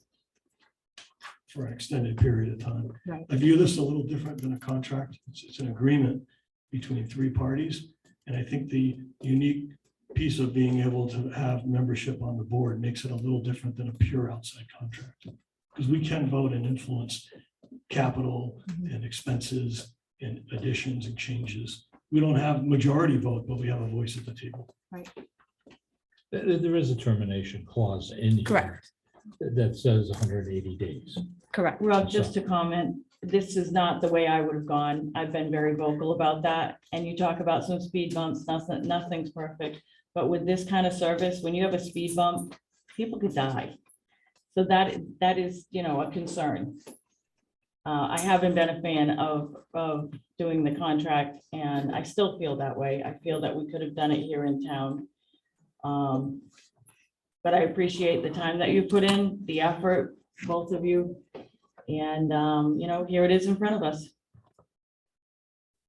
I don't know that you need a board decision, do you? I think I only saw that the First selectman can sign the contract if that's what you choose to do. I still have not changed my opinion. Ken, what is your thoughts? My thoughts is, it's working. There will be some bumps, whether it's KB or even when community did it. You know, things happen. Sometimes they can't get a crew. They work their best to do the coverage. And, you know, that's why we have mutual aid at times, you know, all out. I think this is a benefit right now based on what we've got. It's gonna, you know, I even sat in a couple of meetings, even when we talked about this, as revenue comes in, that number can change. Right. Yep. You know, as more is collected on these calls. So right now it says 260, you know, or whatever it is, 259, you know, that can be adjusted.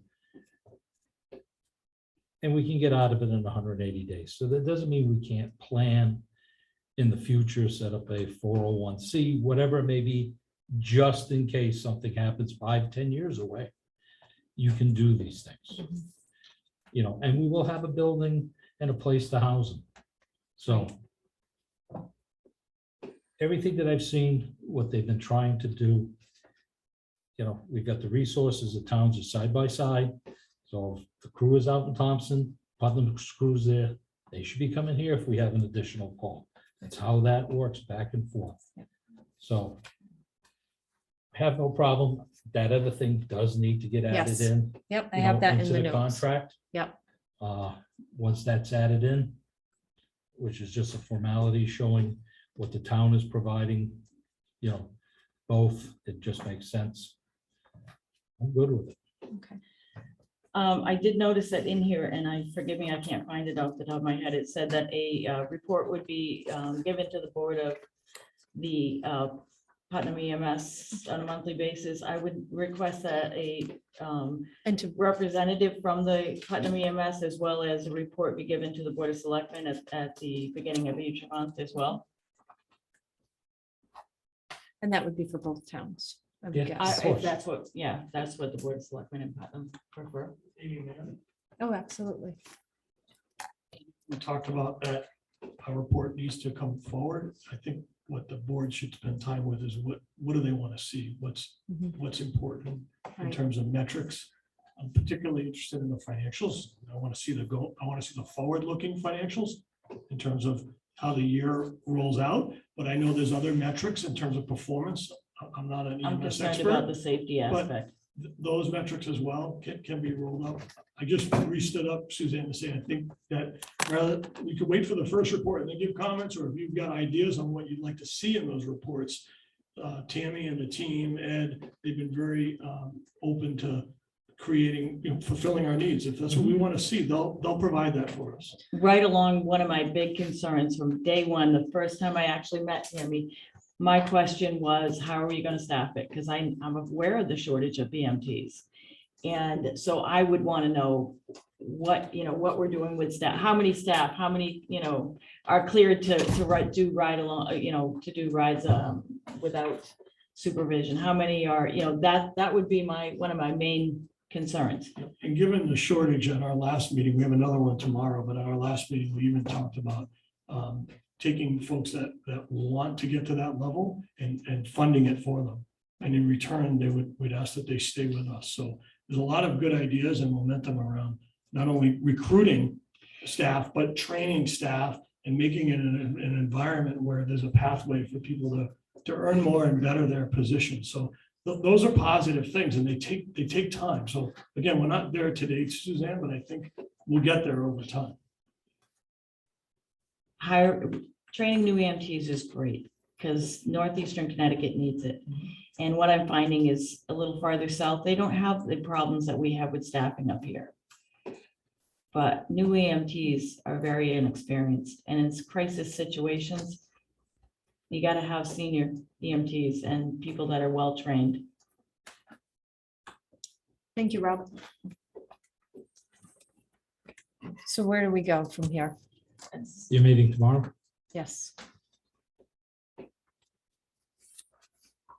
Like I said, that needs to be added to be put in at that point. Do we have another meeting this? No. We don't, right? No. You can make a motion, do it on, that be added. that it meets our standards. Like I said, there's a 180-day clause to get out of it. Right. Even if we decided to get out of it immediately, for whatever the reason, to get it set up in-house is going to take time. Right. You know, this study was done by NECOG. They had done one several years ago. And Bob Holdsworth was the one that was commissioned by NECOG on that. And he said the wave of the future coming was going to be the collaborations with the consolidation of towns working as one group. And it's here. It may have taken 3 years to get here, but it's here now. And it's a way to keep costs down, keep your EMT pool, you know, the equipment and everything. They're trying to run a separate, you know, because then you're in competition with Putnam. We'd be in competition with our, you know, KB, AMR, whoever. You know, and we're going to give the benefits and stuff to make it a worthwhile career. Right now, it's the way to go. Right. So I would make a motion that we enter into the contract with Putnam EMS with that one stipulation being added to the contract, which we had talked about, what the towns are providing. Okay. You know, to Do we Putnam need EMS. it? Do we need a motion? I think we do. I think we I should. feel it's important. I'll second that motion. Any further discussion? Okay, all in favor of entering into the agreement with Putnam EMS with the stipulation of adding the information regarding what both towns are providing. Say aye. Aye. Aye. No. The ayes have it. I will move forward and make those changes. I'll send you the copies with the addition and we'll move forward with the contract or the agreement tomorrow. Amy, can I ask a question? During citizens' comments, we'll have a second citizen comments. Thank you. Okay. All right, moving forward. PA 490 ordinance. So we have 3 ordinances that I sent to you that eventually we hope to get to town meeting. The first is the PA 490, which Valerie had submitted some questions, etc. on, and our ordinance review committee had spent probably 4 weeks, I believe, 6 weeks working on drafting that, the wording behind it. We have the recreation ordinance, which we had approved, going from 9 to 7 members. And then the illicit discharge, this is in relation to stormwater, MS4 permitting for the state, very lengthy. Very boilerplate to meet their standards. Correct. Again, reviewed by the attorney. So, and the attorney has also reviewed the PA 490 ordinance and given his approval on that as well. Recreation was just a simple change of the number of people. So specifically on PA 490, the one thing that I do as we're considering approving the language, I just remember going back to Joan Nichols during the initial PA 490 where we were adding it to the Plan of Conservation and Development. And Joan Nichols, if you recall, was with the Connecticut Farm Bureau. And I remember her saying that the tighter the language, the better. And that just rings in my ears. And I think that what's been put forward is good language. And then, of course, the caveat is the change to the 25% versus the 75%, of course. Which we have every right to make that adjustment. But thoughts? The recreation I have no problem with. And I'm sorry I didn't mention it before, because what we've done on some of the boards is we allow them a couple of alternates. You know, it hit me when I was reading this today, when I had a few minutes. I don't know that they were asking for I was just gonna alternates, say, though. I don't think they No, asked. they for probably alternates. weren't. I'm just thinking that Right. it's always a possibility. You know, right now it reduces them to a quorum of, I think it's 4 to 7. But even if they had a hard time getting, 4, if they had a couple of alternates, because people may come and they may go, and we appoint them anyway. But it was just a fleeting thought. But reducing it from 9 to 7 makes the most sense. The illicit discharge, I have no problem with. I'd like to hold off on the open space till July 5th, our July 5th meeting, Okay. because of a couple of things that we've talked about. Well, and the As well. additional material that Valerie had Right. provided tonight, I Yeah. kind of was thinking that same I thing. would not want to dive into that, without doing a disservice to all of this until we look at it. What are your thoughts? The process is we vote on it to send to a town meeting. Correct. It does not go through another filter or another meeting, Nope. another committee. In this case, what we're voting on all three ordinances will be to What send we're them to proposing. town meeting. We're not What we're voting on- proposing. Right. No, we're proposing those go to town Right, meeting, and right. at town meeting, they can be They can be changed at changed, the meeting. exactly. Correct. So, but Do if we, we have an idea? I think you've told us when the town meeting, the next town meeting, have you? No, maybe I was wrong. No, well, I think we had to have the Was it PA September? 490 by September, right, so we still. which got would time. put us So there is into still August. time, I you're right. wouldn't, yeah, I wouldn't entertain July anyways, just because I think people are away on vacations, Yeah, maybe I get closer that. to when school starts. Because then people are getting back and they're coming Mhm. back from vacation and getting ready I for agree. school. But it gives us, that extra information to take a look look, through see it. Yep. on the 490 I totally agree with you. and make any So- corrections that we need. Can I ask Al? Of course. Al, you're a committee, you're on the ordinance committee, and that's a committee of how many? There's 5. 5 people and had, 3 staff. and 3 staff all had input in the drafting of this ordinance and the language And citizens. and citizens. Yes. Okay, I just want to make sure that we have some collective opinions of how this should have been written, and that's why I was asking.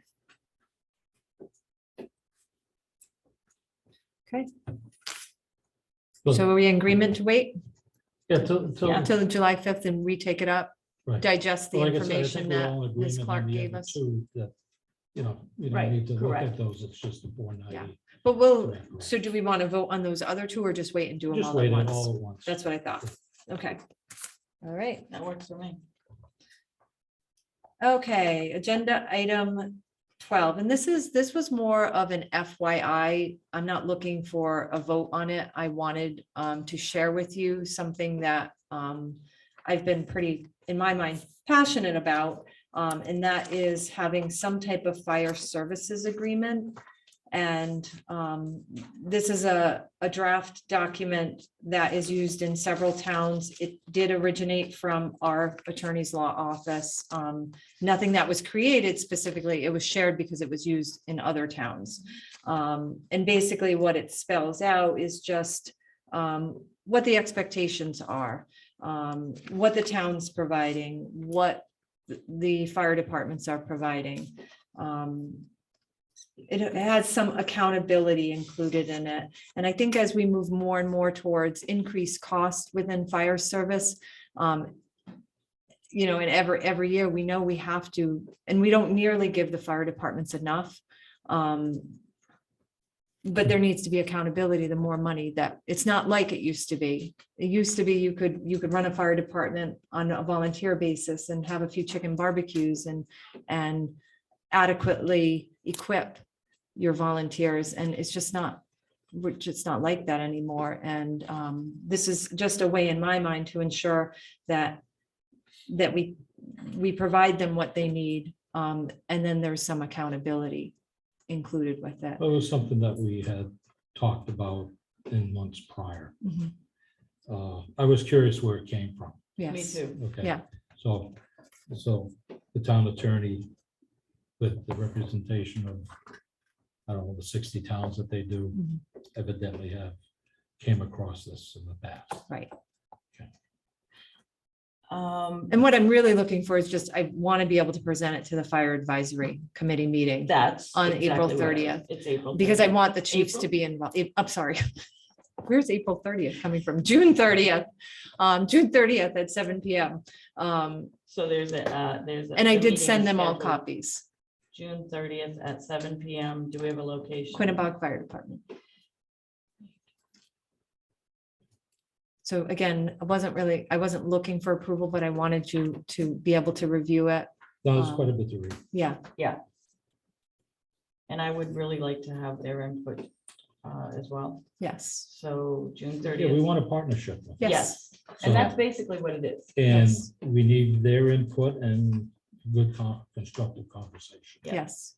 And we could have more conversation, we already do have a contract with the fire departments on OEMS stuff, the Mhm. ambulance and the first responder. First responders. Right. So, we have to take that into consideration, and we also have to look at, are we duplicating that in this contract, Okay, I can pull So- that out. As well? Yep. Because we have one that Yep. is turned into the state every 5 years. Right. Okay. All right. Okay, which brings us to, again, more of a discussion point about agenda item 13, the policy for private roads. I did share with you both, Ken was probably very familiar with it. But the agreement, or not the agreement, the policy that was instituted back in 2012 regarding limited winter maintenance. I want to just be clear that the town has no obligation with respect to private roads. There is nothing statutory that would require the town to do anything with a private road. And so it's not so much cost or even labor staffing, it's just more about what is the policy? There are lots of private roads in Thompson, and what is the policy? Basically, there is none, except for the snowplow and the winter maintenance. So wanted to bring it to the board for discussion. This private road does not have ownership. I don't believe it does. I think we have. gone Usually back goes and back looked at this thing, to this. and the rights and families rights. Yeah. somehow still owns it, which goes back. Mhm. But Because we, I know Bros Landing had that issue where they could They not did too. actually determine who owned the road, but it had, but it's deeded for use, in Bros Landing situation, it's deeded for use by the property owners to get in and out. Mhm. But it doesn't distinctly say that who actually owns it. I live Bros on a Landing. private road and we have to maintain it ourselves. We had to buy a snow blower. Bill has to plow it. There's several other residents on the road, but they're not there in the winter because it's like Lake Road too. Right. So I don't know. Well, That we came up with the policy back in 2012. Right. And we had a list of roads and which ones we were doing. And as long as I've been on the board and can remember, we always graded the roads, which helped the residents of those roads, because we were out and about doing our roads anyway. Which roads? The, like, rights in Bros Landing. But all of the roads? what's the other? Well, All of the private roads? No, we would do the dirt roads that we would plow. Okay, but not all the private roads. well, there's some small minuscule roads that we didn't touch. There may only be one person living on the road. Low G doesn't get done and Clarence Drive. And all probably of not those. based on what the residents wanted down there, and they want to just stay away, we'll take care of our own thing. But we always did Randall Road, we did, the one that came, it was said tonight, I'm trying to, Taylor. Taylor, yeah. We went up to, we did Wrightson. Trying to think of what else we did. Bros up in that way, but we'd run it through in the spring, we'd run it through in the fall. And of course, we did, one that's on the Putnam line. Yeah, going towards Pulaski Park. Oh. I just can't think of the name of the road. Yeah, Water Trail. Because the state owns part of it, and then we graded But it going in. I think, and that's all well and good. I think my intention is, well, let's have a firm. We have a policy for winter maintenance. If we're going to consider grading, then we need a policy that addresses that. I think it's important so that 5 years from now, when maybe none of us are here, and it gets brought up again, or somebody doesn't grade it anymore, at least we have guidance. The document from 2012 is great, because it does provide us a detailed decision it decides for us Speaks on everything. whose road gets plowed and whose road doesn't get plowed. What are the requirements? And so that's what I'm kind of looking for. And if the board wishes, I could work with the attorney to draft something. Or if you want to sit on it and think about it a little bit longer, because obviously this is the first time I'm bringing it up. So let me just understand the whole, they were getting their roads graded up until a year ago. I heard that it was up until Leo Adams left, but Ken, no, you it would know. continued. Okay, all right. Because I know there was an issue with Rose Landing And I think- last year. And I will, and Rich isn't Last here, fall. our former public works director isn't here to say yay or Yeah, nay right. to why. But I just think his thought process was that, well, there's a lot of private roads and they don't all get done. And because the snowplow maintenance, the winter maintenance policy didn't address who maintains, it doesn't address whose job it is. It leaves it that it would be the residents of the private road that would make, it kind of leaves it, it's very vague. He made that decision, right or wrong, because if we are doing one, we should do all, or if we're not going to do all, we shouldn't do any. I think that was sort of, and again, I'm only speaking for him, but he's not here, so. So we don't know what his logic was. really. Why Exactly. he stopped it, I don't know. Right. You would be the one that would have known And that's, when he did. that was sort of the theory. And again, catching up on his focus was catching up on the roads that were in major disrepair, the paved roads, and doing the large projects like he did the first year he was here, where I don't think it's 7 miles of road you did that year. And then the aquatic road project. So his focus, and in that case, it was because we were limited on staff and they needed to be on site. So for the regardless, paving he made a projects. decision not to grade their roads, but they had been getting done Yes. right along Correct. for all of these years, which Yes. kind of sets a precedent. Yeah. My road was never done by the town. So for me to say, what, come on, that wouldn't be fair. There's no, you know what I mean? There's no history on our road. But We always did our Yeah, own road, it- but it- their road, it made it sense. was somebody that made a decision, maybe didn't even know about the policy. Right. You're talking Movines and then Leo Adams, and it was continued after. It made sense. We graded it. We knew what it was. And because we were plowing it, so, And I was gonna say, we plow it. and we plow it, and we got the grader to do it. It just takes some man hours to go down. Yeah, I think Lars had said when I talked to him about it, that Might could take probably a be week, oh, he didn't even say that. less, Yeah, depends on how the weather's going. Right. so, Because they make the loop and they go around and they do it. but ultimately, I think it's important that I we think so, too. institute some type of policy Yeah, that so defines Because you're which right, roads, you're which right. roads get done. Yeah, because you're right. you've got a history. You can ask Paula, because she's been here forever upstairs. I believe at certain times, if we had material, we put it out. Whether it was some gravel or some millings or whatever. If the town had it, because we got stockpiled, we had put it out. And there was other times that they would ask the residents, pay for the material, we're providing the labor. Mhm. And we did. Oh, right. Right. So So, Yes, these are the things that we drafting need of to think policy. about. right, Check with Paula. You may want to talk to Lars because he's been here Yep. forever, yes, I have talked to And him he's about it, usually but the we'll one get that some runs the things. grader. Yeah, we'll get some things in his thoughts and I can share them with you guys. Yeah, I put it on the agenda for the next meeting, but I definitely agree that a policy, so it's in black and white and in Right. the minutes and. Yeah, we're not assuming ownership, but No. by plowing it helps with emergency services. And if we're grading it, we're not beating up our equipment either. Exactly. Especially When in you're the winter plowing, time. you're right. Right. All right. So I'll get to work on that. Sorry, guys, no big decision yet, but we're working on it. We're gonna work on it for you. All right. We just wonder why, if the policy was made in 2012, they continued to do it right up to 2020.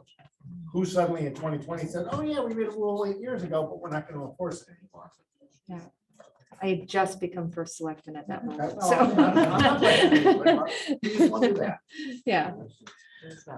All right, so moving on, other business. I do have 2 items I would like to add to other business if the board would grant me. The first, I think Marie had sent to you, and that was with respect to a race. How come it's not in my I don't know packet? when she Right here. sent it.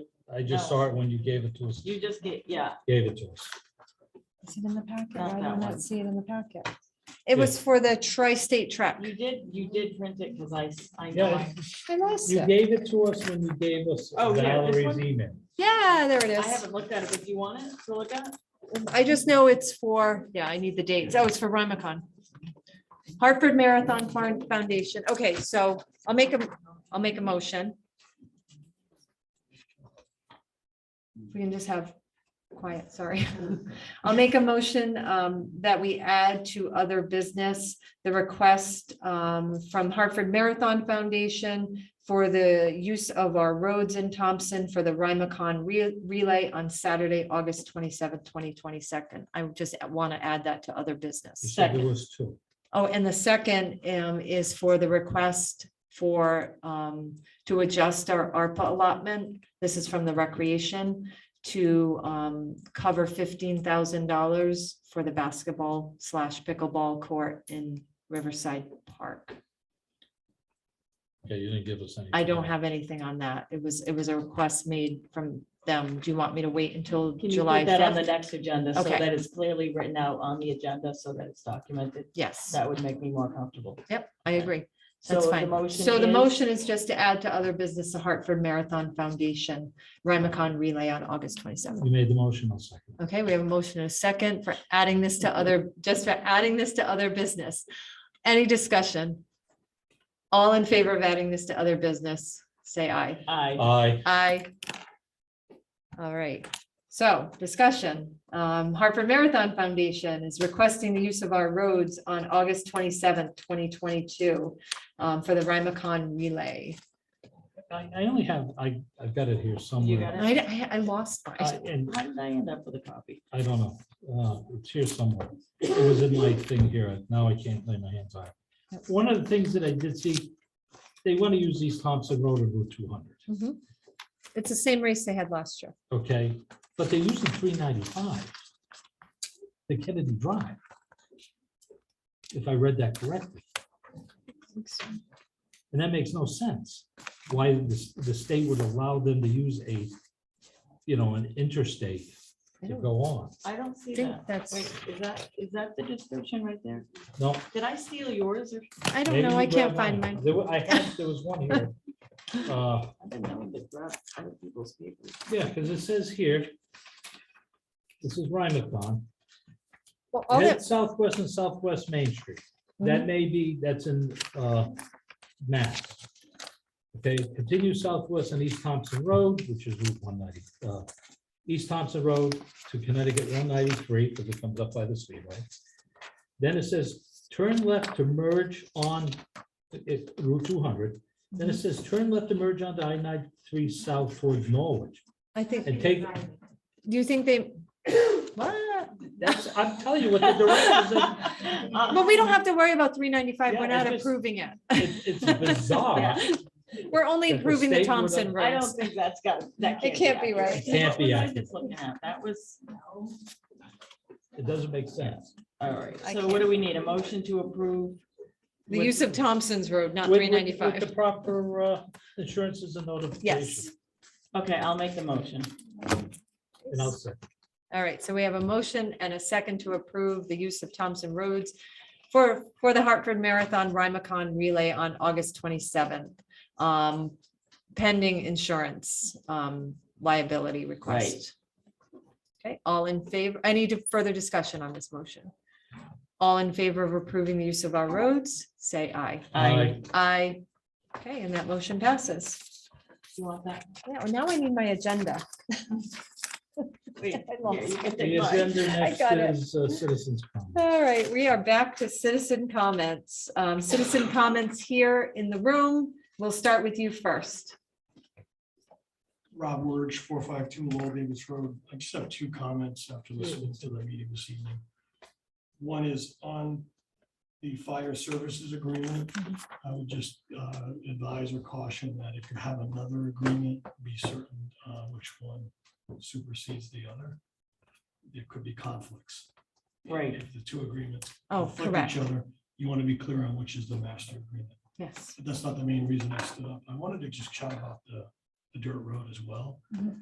I, after hearing from the people and your discussion, it's a little bit of a slippery slope in that what we don't want to do, and no one suggested this, but what we don't want to have happen is all dirt roads become the problem or the responsibility of the town.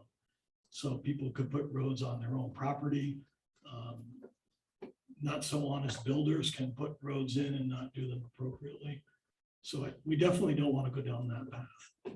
And again, I'm not suggesting anyone said we should, but that's the danger. I would think it makes sense to me to take the roads that historically were maintained, to keep those on the same path and be very clear which ones they are so that they're documented. And other private roads, you'd say, then maybe it's not fair to other people that are on private roads. Well, if those other private roads historically have not been maintained, then as was mentioned, there's no precedent there. So, I was trying to hear all sides and think if I lived on a road that was maintained and it just evaporated, it'd be hard to say, well, now it's the citizens' responsibility to maintain it. So that may be a way to not overly burden the town with costs and box it in so that if you say it's these 6 roads or these 8 roads, that's it. And that's documented and it's memorialized. And then the folks that had it, you're not necessarily removing that service from them. And then it would exclude additional roads being added later on. So it's just a suggestion after hearing from everyone. Thank you. Appreciate that. Any other citizen comments in the room?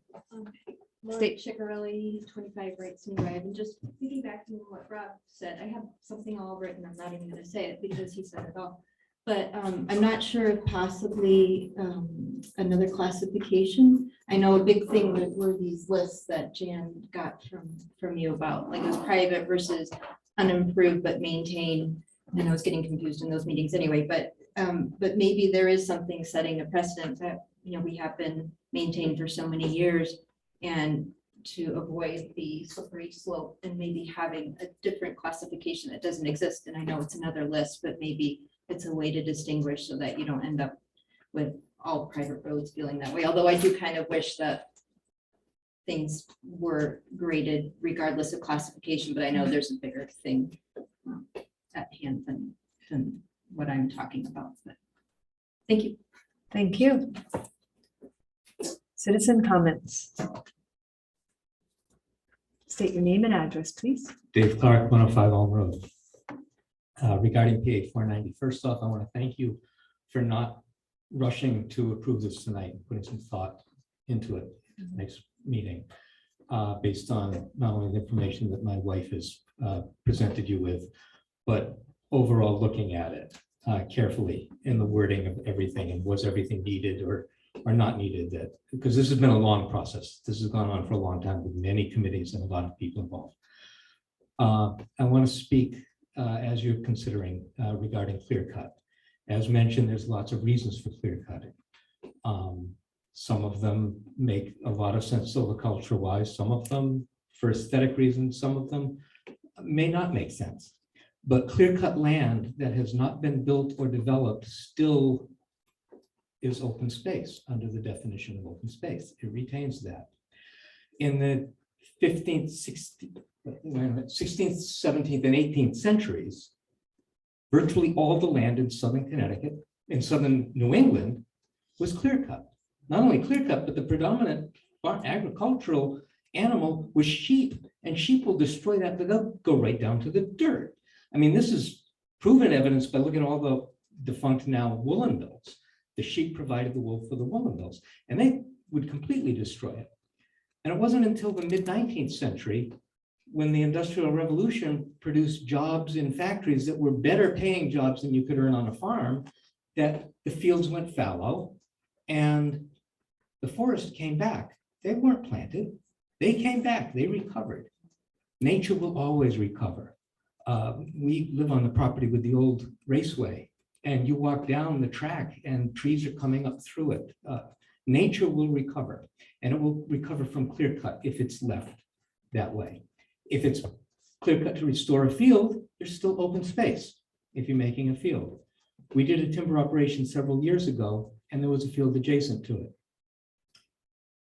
Within 5 years, the pine trees were this tall. Within 10 years, they were 20 feet tall. Today, you couldn't tell there was ever a field there, except for the stone walls going around it. It recovers, and it recovers very, very fast, even from a clear cut. The fact that more than 80% of Connecticut, I think more than 90% of Connecticut is now forest, is proof of this. So as you're considering this, really think heavy on that and look at the material that Valerie has provided you also. I thank you. Thank you. Citizen comments. Sue Works, 53 Wrightson Drive. I want to first thank you very much for listening to us tonight. It was tough getting all of us here, but it was nice. And I've been there since 1989, and we've never paid for any material, just if that's for a record, for reporting that. And the demographics of that road has now changed. We're almost all year round people now, whereas before we were there only in the summer. So it's a daily task for us to get in and out. Thank you again. Thank you.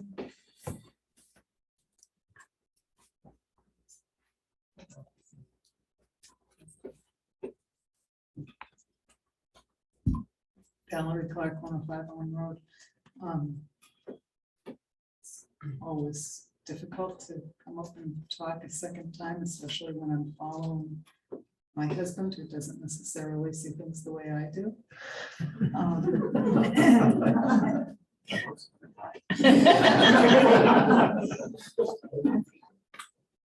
Well, I too appreciate that you've taken the comments that I submitted very seriously and taking a look at them and taking those into consideration. I'm extremely concerned about the timeline. And I was hoping, because I think because he's staff, he might have been able to comment on it, and maybe he could chime in while I'm talking, but I think our town planner is still online as well.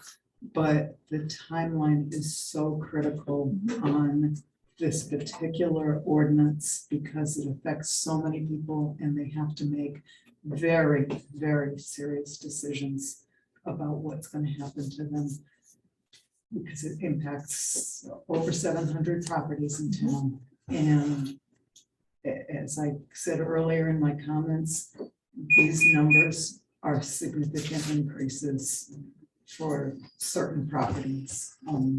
There's other properties, perhaps they do go down, but the timeline to get this approved has to happen very quickly, because people have to be able to do their research on their own properties. They're going to be doing what I've done and I'm going to be continuing to do, which is utilizing the services of the assessor to determine what the best course of action is for each one of these 700 and whatever properties, and perhaps more, because there are people who have been excluded in the past 2 years from the program who have asked to get back in and have not been able to because the ordinance wasn't in place.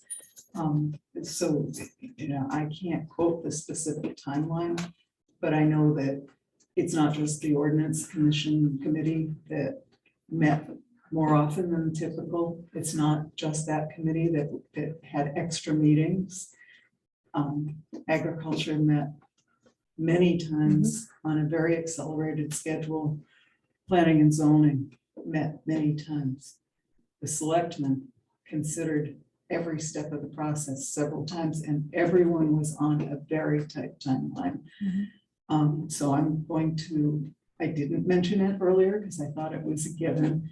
I'm going to mention that action really does need to happen quickly on this. in order to be most fair to the townspeople and give them the opportunity to make a good decision for themselves. The other thing I didn't say earlier that I'll say now, I have said it in other meetings. I very much appreciate that the assessor recommended the section 6 valuation to be included in the ordinance. It's an incredibly critical component to the ordinance. And it helps to stabilize the program because we have not had the same assessor over the course of the history of the open space since 1979. Assessors change. It really does help to stabilize the program for the town so that there's clear direction for the assessor. And I appreciate that he had recommended to the ordinance committee that that section be included. It is very important. And I support moving to a farmland valuation as we've had in the past, but at the very minimum, making the change to the 25% because that was a typographical error is important. And as I said before, it's this ordinance, the draft ordinance that you're considering is fundamentally a very good document. So I appreciate the work that went into it. I think it's a good program for the town, which is no surprise to any of the three of you. Those are my comments regarding open space. And the only other thing that I wanted to say, it's a side note regarding the request from the recreation group on the 15,000. I had been in the original discussion about that request for the ARPA funds. And it keeps striking me that we need to be more creative about how to solve that particular problem. I think that we have a highway department and equipment and people with skill sets that may be able to very quickly and easily take care of perhaps half the problem with our own town resources rather than contracting that work completely out. So I'd like to see us be very creative about how to solve the pickleball problem without spending $15,000. We could spend less and be a little creative. That would be great. So. Thank you. But I will say, one thing I will say is that there is a specialized surface. It's not just asphalt. Yeah, no, I'm not saying to put the surface down. I'm saying to rip out the trees. I don't think you need anybody who has more specialized skills than the highway department to do that. Agreed. Thank you. I appreciate that. Yeah, so thank you. All right. And if I have any minutes left and Paul wants them, I've got the timeline. Paul, would you like to say anything? So this is Paul Hopkins, our assessor. So we have 748 parcels that we have to review and reclassify by the end of October. So the process has to start by statute by September 1st.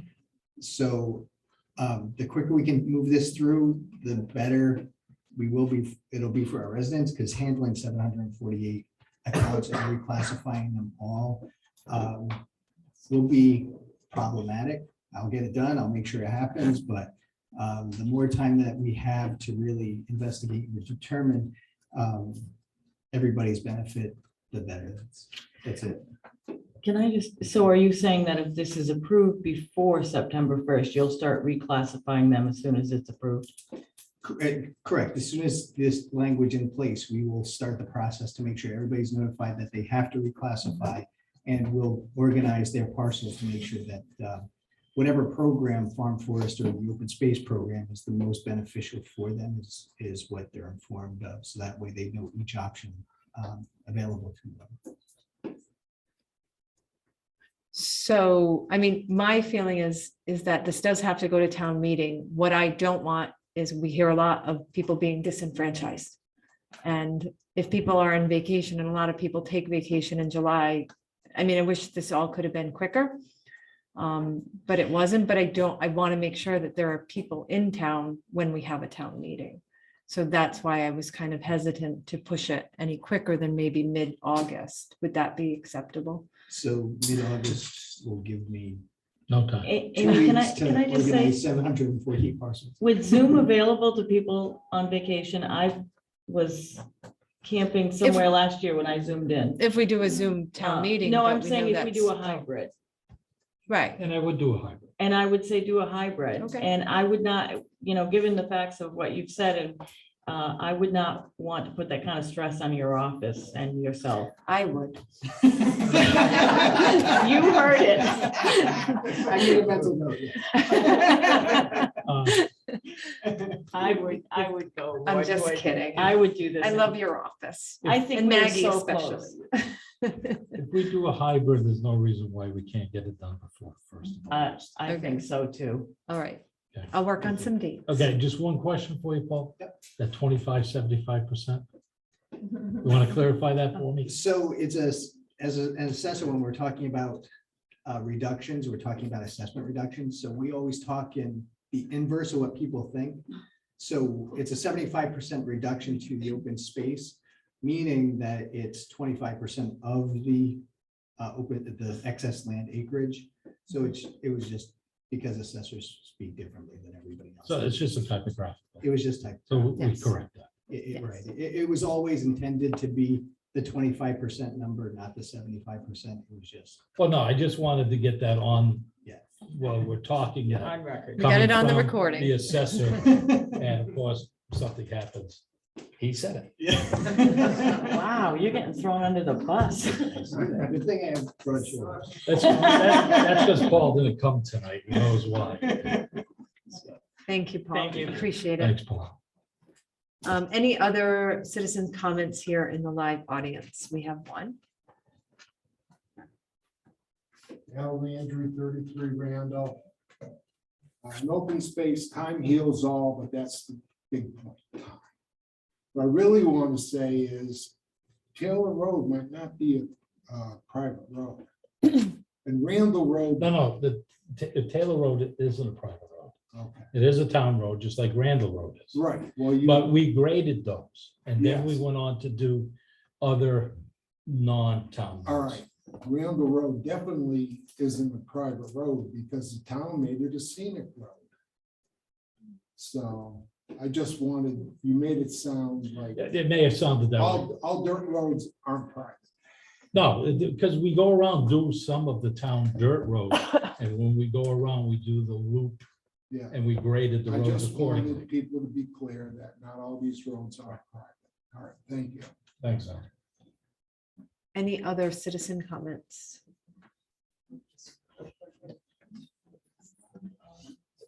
First, Valerie Clark, 105 Elm Road. My apologies for Paul. I didn't realize you were going to be grilled. And as he was speaking, I know that the plan is that when this is finalized for the open space ordinance, that the assessor's office is planning a mailing. And along the lines of saving town money and creativity, when I was at the assessor's office the other day, I volunteered. I will take a day off from work to come stuff envelopes and help the town save expenses administratively so that that work can get done and he can focus on reclassifying the properties. Thank you. Thank That's you. very kind. She'll probably make me do that. All the help necessary, so any other volunteers? Okay. I do have a question. Okay. Janet Waters, 47 Ransom Drive. Are all unapproved roads town roads? It's, yeah. Well, again, You made a statement and I No, couldn't but follow. Randall Road. Yeah, I don't And know going these off the top of roads. my head, and they're up in the Aquatic area. Al is on Randall Road. You got Taylor Road. Those are the two roads that come to my mind right away. Those are town roads? They are town roads, and one of them is Marcy Lane. Marcy Lane. Yeah, East Marcy or West Marcy Lane. I can't, the one that's on the other side of the highway up towards Marianapolis. That's a town road. Because I know on the form that Paul provided to me, there were 14 unimproved roads, and I didn't know if those were town roads I'd have to you know, look I at them. I'd have question to that. look at the list that he had. Yeah. I don't think it differentiated. I think it was just, Excuse me? it was a combination of the, so it was listed as town roads, No, you had non-town all the roads listed, and then on the database of all the roads, you had 14 unimproved roads. So if it was. Those in are the- town roads? No, so if it was in that handwritten column, those were. No, not- those, the handwritten column said private roads. Right. But the unimproved roads, which was within the database Then that I those sent would you, be town- Amy. those- I'm those just trying to clarify for myself. Those would be town. Is that something that you could clarify at another time so that you have a definition and an I would like understanding? the Yeah. clarification of it. Yeah, we can so try I to know. get Because I don't think we're gonna Oh. solve it right now, but we can, But we it can get sounds to that. me that there's gonna be a different list coming up with different roads. No, you're talking about the snow plowing list, which named certain roads that we were plowing snow. And So that- we're not thinking in terms of what roads would then be maintained, spring and fall maintenance. We're not thinking of that. That's We're- gonna be we're- part of what we're going to yes, decide. it'll be That's part of the what policy. we're going to do. Right, Okay, right. thank you very much for your time. Yes. Any more citizens' comments here live? Lori Chigarelli, 25 Wrightson Drive. I have that list, but we don't have to go over that now. But thank you so much for you volunteered to work on a policy regarding this. And I don't know if I can ask this question, but what timeline is that usually? I know it depends, but. Well, we meet twice a month, Okay. so. I wasn't sure, and if you drove over our road, it is like. Yeah. Driving over a bunch of speed bumps, but I'm worried about Jan being able to get her oxygen. Is it like, we have been maintained, it stopped for 18 months. Very hopeful that whatever comes out, we'll get back in some maintenance plan. Is there anything we can do to sort of ask for an emergency grading? It doesn't even have to be a grade grading, just something. I'll have to check with the staff. We have that a would be- lot of people going on vacation Okay. and. Just want to put it out there. Yeah, Thank no, you. but it isn't on my mind to talk to them tomorrow. Thank you. You're welcome. Okay, citizen comments. I'm going to turn to the virtual side now. Tara. Tara, you have your hand up. Hello, Tara Penn, Director of Planning and Development, 28 Blaine Road. I just wanted to clarify on the PA 490 that the 25% has already been added into the draft that the Board of Selectmen have. That was caught late Friday or early Monday or over the weekend or whatever. So that has already been corrected in the draft currently in front of the Selectmen. And that's absolutely correct. And that's why I had sent to both of you the change and gave you the announcement that, oh, there was an issue and When did you send it? on Friday. Okay, because she said she did it over the weekend, that's why I'm wondering. Well, Yeah, I did couldn't remember. myself. Yeah, I couldn't did remember if it myself. was She Friday, did the a- weekend, Monday. Tara whatever. did a hard copy. I sent you a second copy on A second Friday. Okay, I read. I the sent first you the copy. first, and then I sent Okay, you a yep, second, and yep. it was stricken and changed to All right, I'll have 25, to double but. check. Because I read the first copy. Right. In the big packet that came. through. Yes. Yep. I remember seeing that. I Yes. didn't see anything else. And that red flag in my head too, but I didn't. Citizen comments in the virtual audience. Okay. All right, hearing and seeing none, we will move on to tax refunds. I think there is one at least. I make a motion that we refund $9.48 to Barry P. Lafreniere and $5.74 to Stephen Zasek for a total of $15.22 in tax refunds. Second. Motion in a second. Any discussion? All in favor of these tax refunds, say aye. Aye. Aye. And that motion passes. So the last item of on the agenda is executive session. It's a topic we've discussed a few times. We're going back in for land acquisition for North Grovenerdale. So at this time, I make a motion that the three selectmen go into executive session at 9:25 PM To discuss. the Second. land. to discuss the land acquisition North Grovenerdale. Okay, we have a motion and a second. All in favor of going into executive session, say aye. Aye. Aye. Okay, going to restarting. All right, we have come out of executive session. It is 9:31 PM. And with that, I'll make a motion that we enter into an easement agreement with 88 Thompson Hill Road with compensation to that resident of $5,000. And this will be for an easement that will assist us in building the salt storage facility. Second. Okay, we have a motion and a second. Any further discussion on this item? Okay, all in favor, say aye. Aye. Aye. Aye. Okay, and that motion passes. Make a motion that we adjourn at 9:32 PM. Second. Okay. All in favor of adjournment, say aye. Aye. Aye. Thank you, everyone. Have a great night.